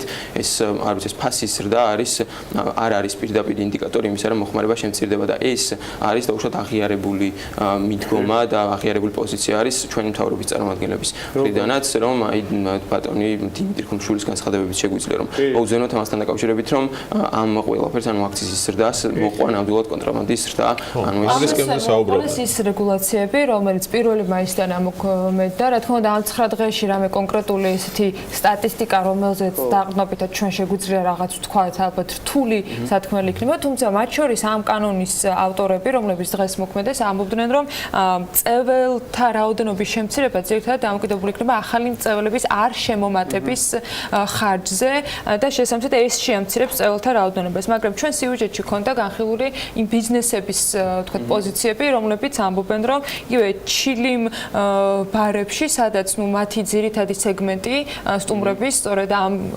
მოწევი ჩაულობენ ფულს ჩილიმის მოსაწევად იყვნენ სტუმრები, მაგრამ აქ უნდა აღვნიშნოთ, რომ მათ შეუძლიათ ლიცენზია. ხო, ლიცენზია იყოს ჩილი ბარების შემთხვევაში. ხო, ოღონდ უნდა მოხდეს უკვე გადახედვა მენიუსი, ან მომსახურების რასაც შესთავაზებენ. აი ამ ნაწილში თუ არსებობს რაიმე წინასწარი მოკვლევა, ან წინასწარი სტატისტიკა, რამდენად შეიცვლება ბაზარი მომსახურების სფეროში მოწევის აკრძალვასთან დაკავშირებით. ხადია დოკუმენტურ ნაწილზე და არა ზოგად დეკლარაციებზე, რასაც პოლიტიკოსები ხშირად მიმართავენ ხოლმე. ის თავდაპირველად ის კანონი ინიცირებული იყო 2017 წლის გაზაფხულზე, მიიღეს და ამტკიცეს თავდაპირველად პირველი ვერსია 2017 წლის მაისში.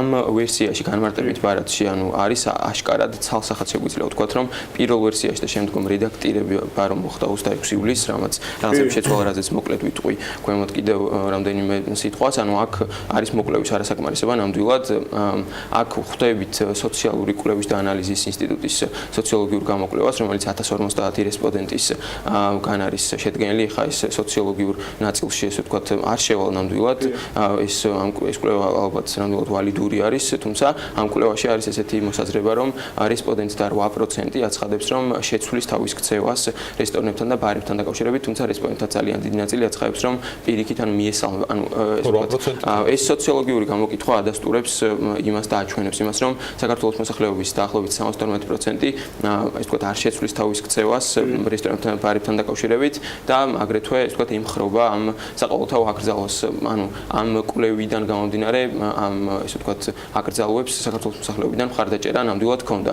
თუმცა გარკვეული ზარალი ბუნებრივია ამ ბარებს და რესტორნებს ნამდვილად მიადგებათ და ეს ესე ვთქვათ კანონში თანხობრივად დათვლილი არ არის, ანუ განმარტებით ბარებში დათვლილი არ არის. ეხა აპრილში გამოქვეყნდა დაავადებათა კონტროლის ეროვნული ცენტრის მოკვლევა, რომელშიც ჯანდაცვის ხარჯები არის როგორც პირდაპირ ასევე არაპირდაპირ დათვლილი. ეს ძალიან მნიშვნელოვანი კვლევა არის მსოფლიო ჯანდაცვის ორგანიზაციაზე დაყრდნობით. აქ ნახსენებია, რომ თამბაქოსგან გამოწვეული დაავადებებით ესე ვთქვათ იღუპება ძალიან ბევრი ადამიანი მსოფლიოში 7 მილიონი ადამიანი წელიწადში და საქართველოში მომდევნო 15 წლის განმავლობაში ესე ვთქვათ აღარ გარდაიცვლება 51000 ადამიანი, რაც ესე ვთქვათ ცოტა ეხა ეს კრიტიკა შეიძლება არ იყოს ვალიდური ჩვენი მხრიდან, მაგრამ მაინც უნდა ვთქვათ, რომ ეს დაავადებები მხოლოდ თამბაქოსგან გამოწვეული ბუნებრივი არ არის და იმის მტკიცება, რომ 15 წელიწადში 51000 ადამიანი ესე ვთქვათ ამ კანონის სამოქმედების შედეგად აღარ გარდაიცვლება, ეს ოდნავ გაზვიადებული შეფასებაა, თუმცა შეგვიძლია ვთქვათ, რომ საქართველოს ევროპის ქვეყნებთან შედარებით მოწინავე არის წეველთა რაოდენობით ერთსულ მოსახლეზე რაოდენობით. ანუ უბრალოდ იმის თქმა მინდა, რომ ამ კანონს აქვს ორი მხარე, ერთი მხარე არის ნამდვილად ჯანდაცვის ეფექტები, რომელიც აუცილებლად უნდა შემცირდეს და ამ კანონს აქვს ძალიან მნიშვნელოვანი დადებითი მხარეები, თუნდაც არამწეველთა უფლებები, პასიური მოწევა, რომელიც არის აღიარებული მსოფლიო ჯანდაცვის ორგანიზაციის მიერ პირდაპირ კარცენოგენად და უშუალოდ იგივე კიბოს მაპროვოცირებელ ფაქტორად და ასევე სხვა გულსისხლთა დაავადებების მაპროვოცირებელ ფაქტორად, თუმცა არსებობს მეორე მხარე, რომელიც ამ კანონში აღნიშნული არ არის და საერთოდ გამორჩათ კანონდებლებს. ჩვენ ამაზე ვსაუბრობდით ერთი წლის წინაც. ეს მოკვლევა ეყრდნობა თბილისის სახელმწიფო უნივერსიტეტის ეკონომიკის, ანუ აისეტის ეკონომიკის საერთაშორისო სკოლის ანალიზს, რომლის მიხედვითაც თამბაქოს ინდუსტრიაში ჩართული არის 22000 ადამიანი დღეს. თამბაქოს წარმოებლები რეკლამირებაზე, რაც იკრძალება, უკვე აკრძალული არის ხარჯამენტლიურად 60 მილიონ ლარს, აგრეთვე 35 მილიონი ლარი ხარჯება საცალო მოვაჭრეების წახალისებაში და გარე რეკლამირების კომპანიების შემოსავლის 35-30-35% არის თამბაქოსგან, ესე ვთქვათ, თამბაქოს რეკლამირებისგან მიღებული შემოსავალი. ანუ ეს თანხა ფაქტობრივად ამოდის ეკონომიკიდან, რაც ესე ვთქვათ, მინიმუმ სათქმელი მაინც არის, რაც არ ყოფილა აღნიშნული. შესაძლებლობა, რომ სტატისტიკას ზუსტად შევადგინოთ უკვე ფაქტებზე დაყრდნობით.